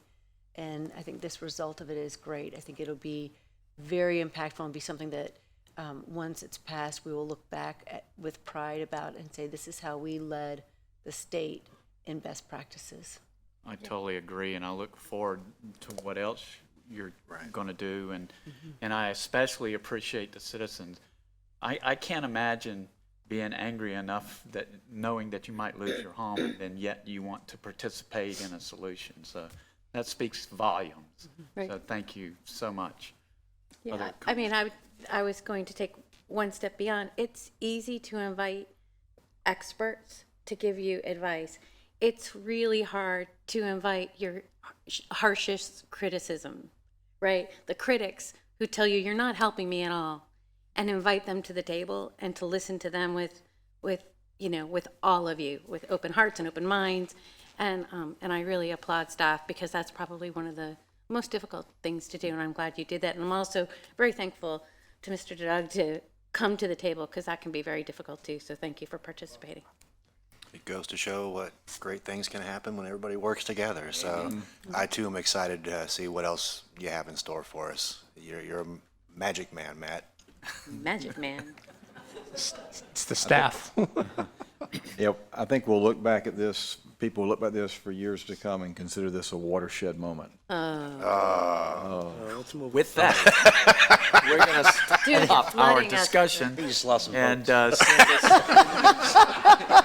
send this on to the Planning and Zoning Board. All right, we'll move. Thank you, Mr. Flynn. We now move to discussion items. Our only discussion item now, since we continued the other one, is the first one on the agenda, which is the 18 REZ 22 Green Level West Office rezoning. And Ms. Grannon will give the report. We're going to hear from the Planning and Zoning Board and their recommendation and make a decision. Ms. Grannon. Thank you. Good evening, Council. For your consideration is a request to rezone approximately 1.9 acres located at Branton Drive and Green Level West Road. Subject property is adjacent to 3 residential developments. White Oak Estates is located to the north. The Lansdowne subdivision is located to the east. Ashley Woods is located to the south. And then across the street, opposite Branton Drive, is the Beavers property, where there's a single-family detached residential dwelling. The existing zoning on the property is both residential 40 and residential 12. The larger portion of the property was zoned R12 in 1991, and that was part of a case that later became the Lansdowne subdivision. As you heard earlier, that yellow portion, the R12, was part of the Lansdowne subdivision. The development plan designated it for future development, but it was never actually part of the approved development plan and did not have a recorded plat dividing the lots. The applicant is proposing office and institutional conditional use. I'd like to point out that the conditions have evolved since this was first submitted over a year ago. When the application first came in, it only had 3 zoning conditions. The applicant proposed to limit the building size to 15,000 square feet, limit the use to office and institutional, and limit the height of the building. When this was presented in a neighborhood meeting, there was a considerable amount of neighborhood opposition, much of which you heard tonight. The neighbors did not want an office building adjacent to the residential neighborhoods. So the applicant listened to a number of those concerns, met with the neighbors again, and then when this was presented to you at a public hearing in January of this year, the proposal had added additional conditions, was now 8 conditions. So they still limited the land use to office, but now they prohibited medical office, which has a higher parking requirement in the LDO. They still limited the size to 15,000 square feet and 35 feet in building height, but they added conditions to prohibit dumpsters, loading docks, and limit the roof type and color. Well, the neighbors didn't really care about the roof type and color, and they still had concerns. There was still a considerable opposition to the request. So since the public hearing, the applicant added additional conditions following 2 more meetings with the neighbors. They added a minimum 70-foot setback from the northern boundary and the eastern boundary, which represents 20 feet additional above what the LDO would require, or 40% above that. They offered a condition that they would install 10-foot tall evergreen trees in the type A buffers that are required along these boundaries, which represents an increase of 2 feet above what the LDO would require. They offered a wooden privacy fence along the northern and eastern boundaries. And they stated that if any generator is located on the subject property, it would be screened with a masonry wall at least 4 feet tall. So in terms of site design, the applicant was exceeding the LDO standards. But still, the overarching question remained, is the location appropriate? And does this rezoning provide a benefit for the community? So when we look at that, we really need to look at the future growth framework map and note that this property is on the edge of 2 different categories. So it's within a traditional neighborhood where detached residential is generally the predominant use, but where a limited amount of non-residential use in the form of neighborhood businesses is allowed. And it's also adjacent to the Green Level Destination Center on the opposite side of Branton Drive. And as you know, destination centers are where we want to focus our most intense use. We'd also like to point out that the Cary Community Plan states that sites that are on boundaries between these 2 development categories on the growth framework map and on the edges are not intended for strict interpretation. So in this case, we're going to look more at the policy statements of the Imagine Cary Community Plan. Those policies are really paramount for the case. So one of the things that we looked at with the Cary Community Plan analysis is the definition of neighborhood businesses. And they're defined as a small format business for use by retail service or office use, generally to serve adjacent neighborhoods, including corner gas stations, convenience stores, neighborhood banks, and other small format stores that fit into the fabric of the neighborhood. So this is where the size of the building and conditions related to the building caused staff to question whether or not this was really the right fit on the edge of a traditional neighborhood. So at the time of the Planning and Zoning Board, the staff did not find that this was consistent with the Imagine Cary Community Plan. We wanted to make sure that there were zoning conditions in place so that we wouldn't get something that looked like this, something that we felt was really inappropriate adjacent to a residential neighborhood. We wanted to see something that was more harmonious with the existing residential neighborhood. So we wanted to see zoning conditions that would help ensure the architecture would be more in keeping with the neighborhood character. So following the Planning and Zoning Board meeting, the applicant decided to offer additional zoning conditions so that you could get something that looked a little bit more like this example. And I'd like to point out this is not an exhibit, but an example of what could possibly be achieved with the right zoning conditions and with our community appearance manual.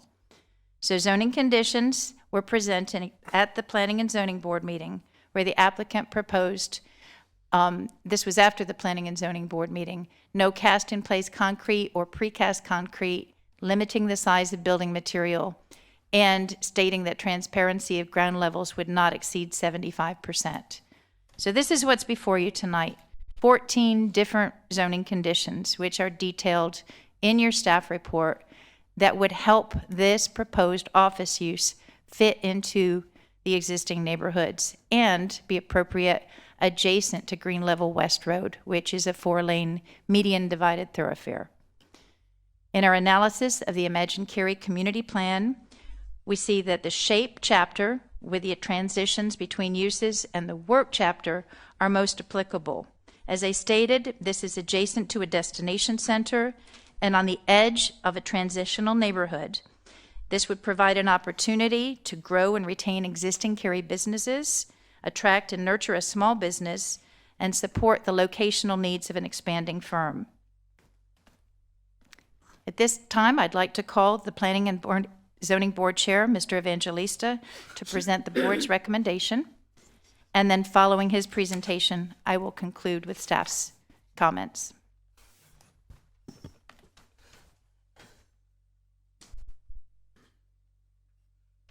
Thank you, Deborah. So we're a little infill-ish because we have the neighborhood right there, but we're next to one of the largest blank canvases that's left in this town to work with. And so the concept of transition is really a difficult one to wrap your head around, because you're going to have to think in time in addition to what's already there. What could possibly be, and what could possibly be a good transition between something that we have an idea of what it's going to be in that destination center, but we've seen other areas like that that have done some things that were kind of surprising.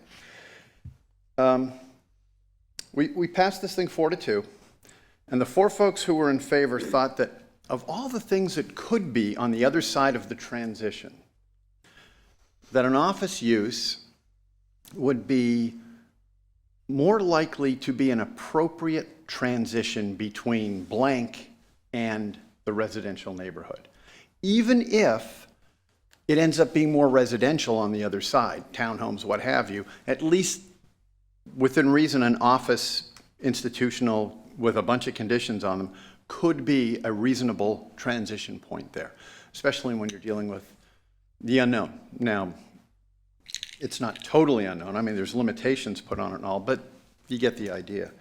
I've been known to dwell on the minority votes a little bit, and in this time, the 2 minority votes bring up, I think, the points that drive this whole thing home.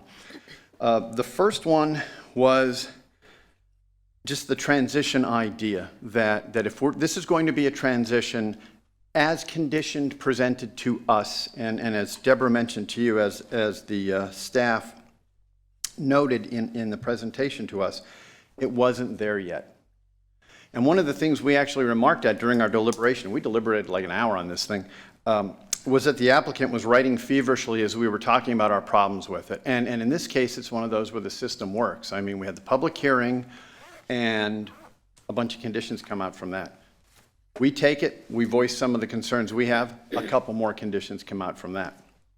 And you always end up with something a little better each time we go through these iterations. So just the concerns about the way in which that building or that parcel was conditioned and what it could potentially do raised some questions or concerns with one of our members as to how much of a effective transition it could serve. I would say, and I can't speak for the other member who voted no, but I would suppose that the new conditions would at least address those concerns, maybe not go all the way to mitigating it, but they would at least point straight to those concerns. The other negative vote harkens back to like the original fundamental question of rezoning. Is this an appropriate use of the land? Plain and simple.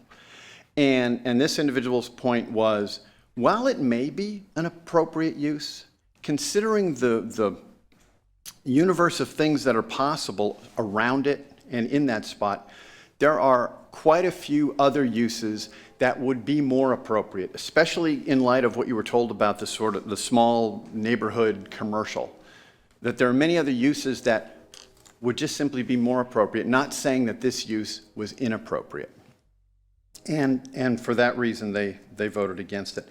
But I think those 2 points illustrate the process itself, because I think they were both addressed to some extent in the conditions that were brought to you. So the deliberation did its job, even if the vote was to approve it. And that's all I have on this. If you have any questions, I'd be happy to answer them. Questions for Mr. Evangelista? I would just like to thank you for all your years of service. Being on the Planning and Zoning Board takes a lot of time, and being away from your family to do that really says a lot about you and your love for this town. And I expect you to take some time off, but I'm just saying, we have ex-chairs of P&Z sitting up here at the table. So you might want to consider that in your future. You're a young man. Let's be careful now. Honestly, I don't know if I could deal with the whole watershed joke if I was sitting up there. But honestly, really, we really appreciate you so much, and it's going to be so strange not seeing you up here for the report. Thank you from the bottom of my heart. It's been a blast, and I'll be really pleased to say I was part of this for quite some time. Thank you all. Thank you, Mr. Thank you. Great job. Thank you. Back to the matter at hand. We had the, nothing else from Ms. Grant? Just to wrap it up, with staff's analysis of the request, we found that the conditions that were offered by the applicant did help this proposed office use fit into the fabric of the existing neighborhood. Combination of the enhanced buffers, the increased setbacks, and the architecture provided appropriate transitions. And the most overarching comments were that the rezoning fulfilled the multiple work chapter policies to help small businesses be successful and thrive in Cary.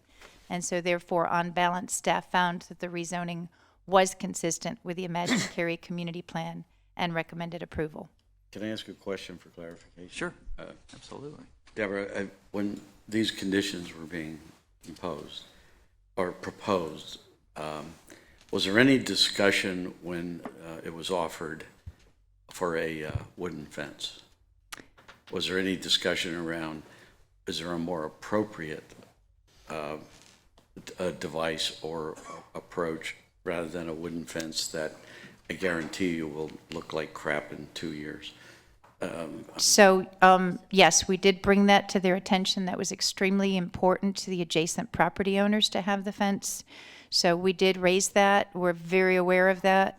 One of the things I'd like to point out with the condition about the fence is that it's proposed to be within 3 to 5 feet of the property line so that when it's installed, it's not going to disrupt existing vegetation. That's going to be something that we can help make sure it meanders a little bit and that trees don't have to be removed to put the fence in. But yes, we prefer trees to fences. Well, I think one of Jack's points is that fences degrade and then everyone kind of goes, hey, not my responsibility. I just had to put it in. I didn't have to maintain it. So how is that handled? Well, in this particular case, when it is, a property owner, a business that operates there, we do have development compliance officers who inspect sites and go out and respond to complaints if something is not in a good state of repair. So we can certainly alert them if we see it starting to look bad. It's much easier with a business that has a fence than when you've got it in HOA, common open space. That's when we really run into the challenges with enforcement, when you've got neighbors that are trying to maintain it. But with a business owner being responsible, that's going to help us make sure it stays looking good. And being a zoning condition means it's required to remain there for perpetuity until they come back to amend the zoning Unless they amend the zoning conditions, correct. And I think the point that, if I understood you then, is that because it is an office, if there are complaints, then it will be reviewed by our compliance officers. Correct. And we're not, because I'll tell you folks, you look around town at some of our nice developments, and the ones that have wooden fences near their entrance are not something that looks good for those communities. And so that does give me a little bit of peace of mind that there is some follow-up. Thank you. Other questions or comments? No, I'll make. You want to, Ed? I don't care. I just wanted that for clarification. Okay. Well, I'll make comments, and if that's okay. Some rezoning requests are easier than others, and I found this one actually to be a very difficult one because when it first came in, I felt like there's absolutely no way for office in this location, and then the applicant came forward with a lot of conditions that really mitigated and made it a lot better, and so then I was like, well, if not this, then what, and what would be better than this? And a lot of the residents in this area really believe that residential is a better fit. And so it's like, Don and I were talking about this, it's kind of like, it's like the devil that you know versus the devil that you don't know, and you don't know what's going to come. In the future, it could be some other non-residential use that comes forward. It may not be a council that's amenable to really protecting the interests of the neighbors. I mean, we don't know. And I'm not trying to badmouth the future council, but I mean, you just don't know, right?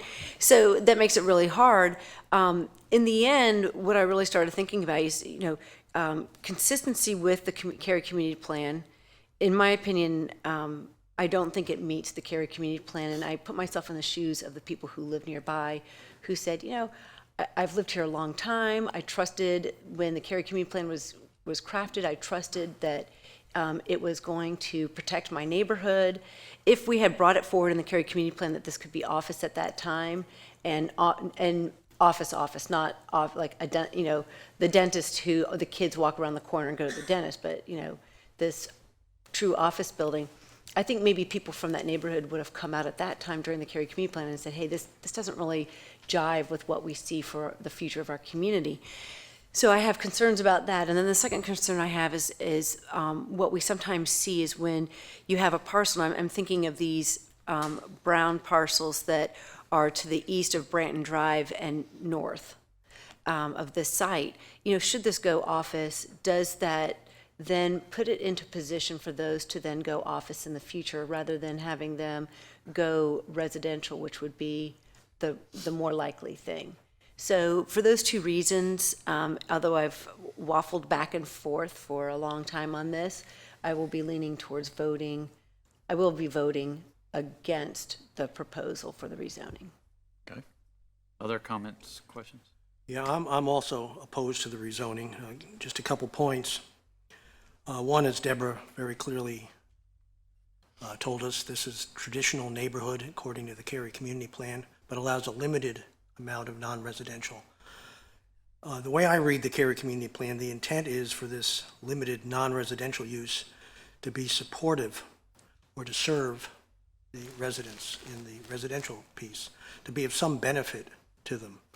And that can happen. There's some examples were given where even a gas station, which I don't think would be my choice for this, but at least that would help serve the residents.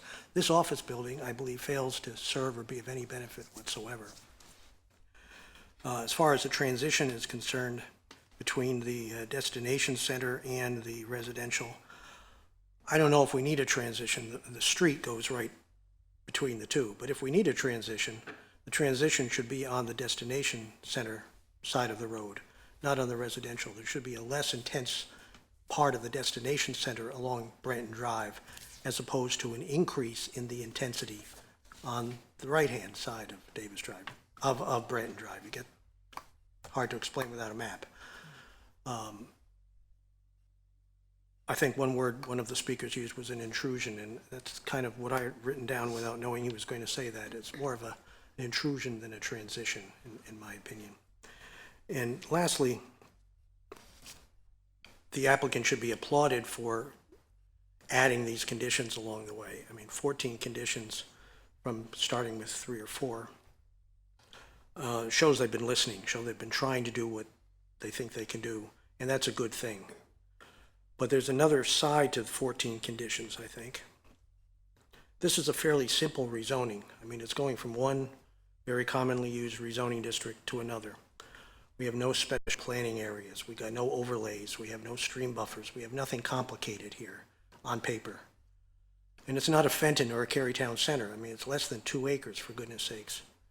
Something like this shouldn't require 14 zoning conditions to begin with.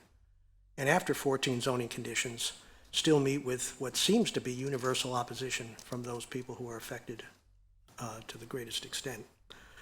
So it seems to me there's something wrong right from the get-go with this request. There's something wrong with the picture. I don't think it's appropriate for the site. In my opinion, it's not consistent with the Cary Community Plan. Cary Community Plan is one of these things where someone could think it's consistent, someone could think it's inconsistent by looking at exactly the same data. I think that's one of the flaws in the Cary Community Plan. Maybe it's one of the good things in the Cary Community Plan. I don't know. But in my opinion, it's not consistent. And it may work, as Mr. Barron had said before. I mean, we've made it work in Cary. If there's any place it could work, it would be Cary. It may work, it can work, but why have to try to make it work? What's the compelling reason to do this? It simply, in my opinion, is not the best use for the land. Other comments? Mr. France? During every rezoning process, I try real hard to put myself in the shoes of those most impacted. And on this one, it was really easy for me to do that because I live in a neighborhood. I'm actually the first house when you enter a neighborhood that has pretty intense non-residential uses around it, much more intense than what this might be. You know, coming in into my neighborhood off of Walnut, you've got an auto repair business, fast food restaurants, a neighborhood bar, a swim club, ball fields, Cary High School, and some days of the week, you know, the traffic can be really iffy or cars parked on all sides of the street and things like that. And never once have I left my house or come home and driven by those uses or that traffic and felt like, man, this was negatively impacting my quality of life. Not once. Tuesday nights especially is a huge heavy traffic night, swim meet night and ball practices and everything else. I mean, the amount of traffic coming down through the neighborhood. You know, I live at the corner of Cornwall and Tanglewood. I don't know if that's a thoroughfare or a cut through or a collector, but we call it a cut through. You know, morning traffic with the high school, cars just nonstop, and it's life. So that's just kind of my life experience living around other uses besides residential, especially at the entrance into a neighborhood. As has been pointed out and mentioned before, this is not an anomaly in Cary. I mean, we have office uses and commercial uses and retail uses next to residential all throughout the town. I mean, we've even approved a lot of them at this table. I was trying to figure out what was different with this one than, say, some of those small parcels we rezoned office down from Wake Med, right near, you know, McGregor and stuff. What's the difference? Gas station at Kildare and Penny. Numerous conditions to fit in. What's the difference? Why is this one, to me there's more of a compelling case to support this one because it is going in right next to a major destination center and highway transportation network. I know that if I walked up, if this rezoning never existed, and I walked down Glenmore or I walked down Branton and I knocked on everybody's door and I said, do you think Cary should do more to be more business friendly in town? Everybody would say yes. If I asked them, hey, do you think Cary should do more to help local businesses grow and expand in town? Every one of them would say yes. If I asked them, hey, if we have opportunity to rezone residential property to office or some other use that negates some of the impact on our school capacity issues, do you think we should do that? They would say yes. But when you say, can I put it right there? Then the answer is no. Y'all can draw your own conclusions why that is, but I know in my mind why it is. I absolutely applaud the applicant for their efforts to be a good neighbor, a community partner, fit in. The conditions go above and beyond. You're right, Mr. You're right. You shouldn't have had to do this many conditions. I don't think they should have, and I still would have supported it. I appreciate the staff for their work to work with the applicant to help get them through this process and come up with something that staff could be satisfied with and support. I'll leave it at that. I wholeheartedly support this. I want to support an existing Cary business grow and thrive. And as a business owner myself, I can put myself in the applicant's shoes as well. There is no logical reason to say no to this, in my opinion. Other comments? Yeah, I got a question again back to the staff. You brought it up, Jennifer. once this is approved, you know, and we have in our minds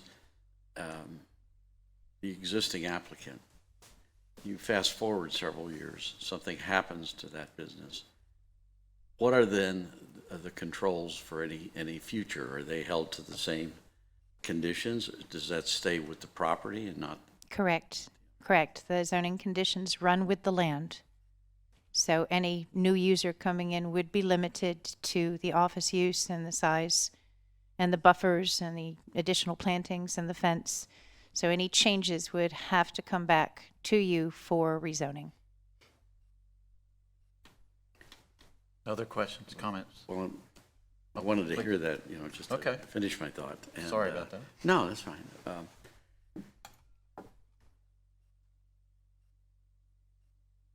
I do believe that we are really, truly stretching the rubber band on trying to logically make this fit into our community plan. I think there's merit, and I actually, not for all the reasons Don said, but for many of the reasons, I agree. I think it can be a good neighbor. I don't really have any concern about the other side in that, because now that you have something there, I guess the concern would be the domino effect if somebody wants to come in and make that something different. And where you are out there, recognizing that you have the density on the other side for commercial, that may not be a bad idea as we look at the future out there, as long as it kind of fits with the overall plan. But in my craw, in my stomach, it does bother me that I really think we've really stretched that rubber band. Has it gone that one more ounce of pressure that breaks? I don't think so, but this is a tough one. We joke about sometimes having decisions that are not black and white, and I too struggle with this. I do believe the protection is there. I do believe it will not necessarily affect quality of life or, more important, property values. Anything developed typically improves the values. And because of the shape of the roof and the fact that the conditions are considered to give that look and feel to remain part of the community plan, I'm open to supporting it, but I just am concerned about future ones like that. Anyone else? I just wanted to chime in. So with respect to the neighborhood commercial and the destination, and that perhaps the transition should be in the destination center and not on the other side, that's a really difficult decision, because I'm sure if somebody came in with a high density proposal for the destination center and we would then force on them a transition, they would push back. They say, well, why are the lines here when you've already told me that my high density should be here? Why are you pushing transition within this? The same thing could be said for this particular piece of property. You know, where do you put the transition? Do you put it outside and then transition up to the higher density, or do you put it within the high density, which I'm sure is not something that anyone looking at the destination center would think of? When I first looked at the neighborhood commercial, and I wanted to make sure I had looked it up, so I even looked it up again, I saw the picture of the Aldi, right? And I thought, oh, I wonder how big the Aldis are, right? What's the average size Aldi? Well, they're 16,000 square feet, and this is a 15,000 square feet. Okay, size-wise, they're about the same. Traffic for an Aldi would likely be significantly more than traffic for an office building. So if some of the concerns are the traffic, well, you know, what is the appropriate use? An Aldi would certainly fit Mr. Yerha's position of being something that supports, likely supports. I don't want to put any words in your mouth, but maybe more likely. And then who are we to determine what supports? If it was office, we happen to know it's net 32. But what if it's a different kind of office? It's a medical office. I mean, sometimes you don't have to actually say what kind of office, what is the work being done in the office. So I went back and forth multiple times. And I met with the adjacent homeowners, and then I started driving around today after getting a couple of pictures of where I should, you know, where have we done this sort of thing? And found quite a number of other examples of where an office fits perfectly in front of a suburban neighborhood.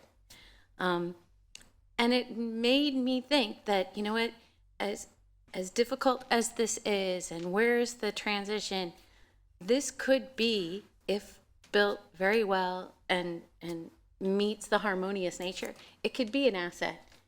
And honestly, I would prefer to see this office than an Aldi. I mean, no offense to Aldi, than a grocery or a drive-through pharmacy or a medical building that has multiple people coming multiple times a day. I think the traffic for that would be significantly worse. And so if you ask me, what is the compelling reason? This is, from my perspective, a better use than some of those other neighborhood commercials. So that's where I'm standing right now. Well, more to soak up. I hearken back to one, maybe Don can help me remember this one. So was it by Evans and Cary Parkway, where they wanted to put townhomes backed up to townhomes? And the neighbors said, we don't want townhomes next to our townhomes, right? It wasn't Evans and Cary Park. Where was it? I'm sorry. Yeah, that's what I'm saying. Maynard? I can't remember. Maynard and Chatham, I think. Yeah. no, I'm talking about over. It was in Silverton. Silverton. Yes, across from Silverton, across from the pool, right? Across from the area.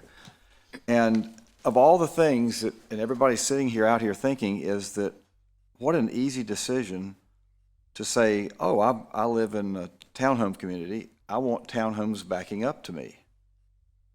But the neighbors were adamantly against townhomes backing up to them. They wanted an office. They wanted an office backing up to them. That's right. And the reason they wanted an office backing up to them is they didn't want the narrower buffers and people grilling on their decks, looking over their decks and there at night. And, you know, so when faced with the same choice, you know, did you take the blue pill or the red pill? You know,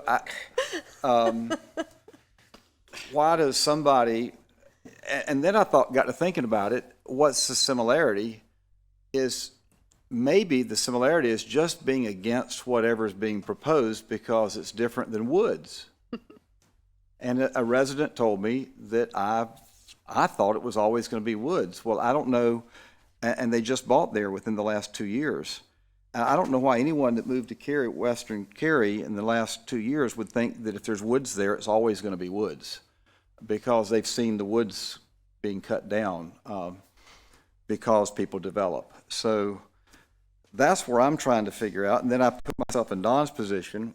If I lived there, and I know I'd prefer, I feel like I would prefer not having a townhome backed up next to me that you're waving at the neighbors as they're grilling, versus somebody that's not there at night, or the back of an office building that's more quiet at night, even though on swim team nights, I know your front yard is anything but quiet, Don. So that makes me go back to this idea of transition, and because there was no health care, obviously that's not in play. If we approve this, then we don't have to worry about that traffic problem right, because that would be, and does health care include veterinary? Is that health of animals? It would be no medical office buildings. So, gosh, that's an excellent question. Sometimes I ask some questions, I make bad jokes, and I make asking questions. Yeah. Veterinary office would be a separate use. Separate, We have it so listed as a separate we don't category. give health care to our animals. No, we do. We do, it's just not called the same. It's called differently. Yes. I'm with you. Okay, so it's a different category. I'm with you. I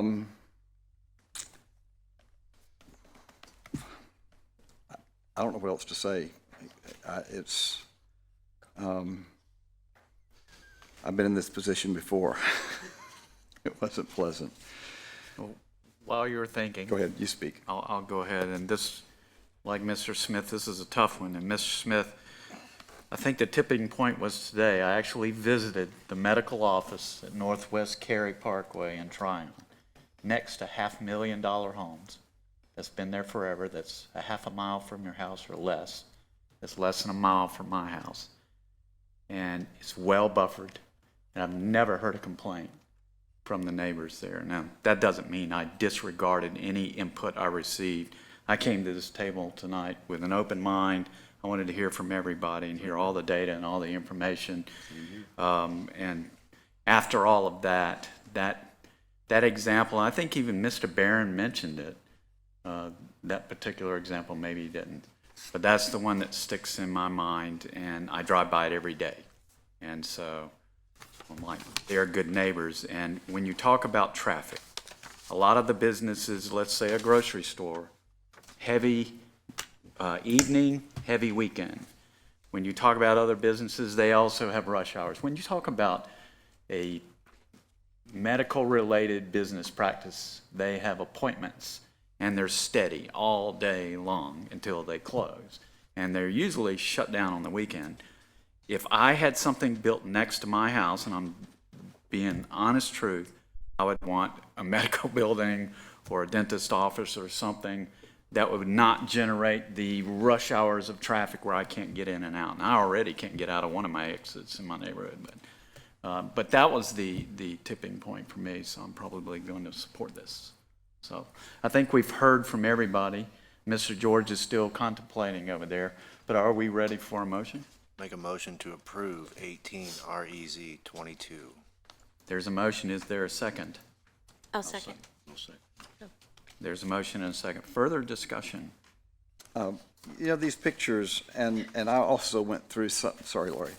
I went through some of these things because I put myself in I thought about some other ones and what we've had done in other places, and I do believe that if you're going to have transition, you're going to have it at the road front, and it almost acts as a buffer.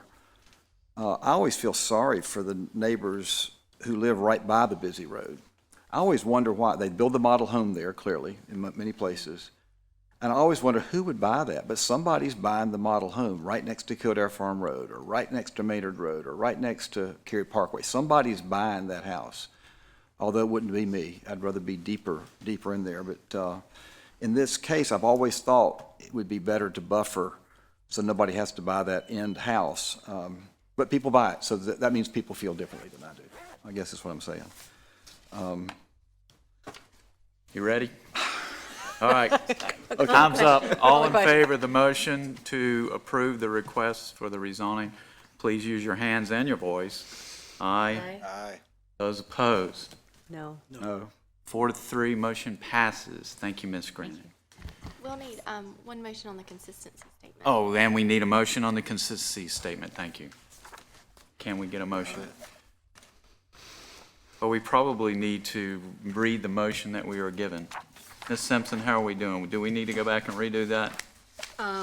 It was the motion to approve. Right. And I think you're all right with the motion to approve. Okay. So we need a motion for the consistency statement. Right. Can I get a motion for the consistency statement? So I move that we approve the statement of consistency as attached to the motion. I think that There's a motion. of the Green Level. It may be easier, West. Mayor, to redo it and just say, move to Both in one? in one. Yeah. So we would need a motion to undo our previous motion? Do what? That one. Right? You, because Ms. you- Simpson, the- please guide us. What you would like us to do. Who is making this motion? Is it? Don made, I approved made the original motion. one Okay. that passed. Yep. Which was a motion to approve the rezoning. Right. I would, all right, go forward and just make the move to approve the statement of consistency as attached to the motion. I make a motion that we approve the statement of consistency as attached to this motion document for 18 REZ 22, Green Level West Office, and, you want me to go ahead and do the rezoning too? And I don't think it hurts to say And confirm. rezoning 18, and confirm rezoning 18 REZ 22, Green Level West Office. There's a motion. Is there a second? Sure. Second. discussion. We okay? Yeah. All right. Further discussion? All in favor of the motion, please say aye. Aye. Those opposed? No. Motion carries 4-3. That concludes our agenda. We have no closed session. I would entertain a motion Make a to motion adjourn. to adjourn. There's a motion. Is there a second? Second. Second. Discussion. All in favor, please say aye. Aye. Any opposed? Motion carries. We are adjourned. Thank you. I thought you were.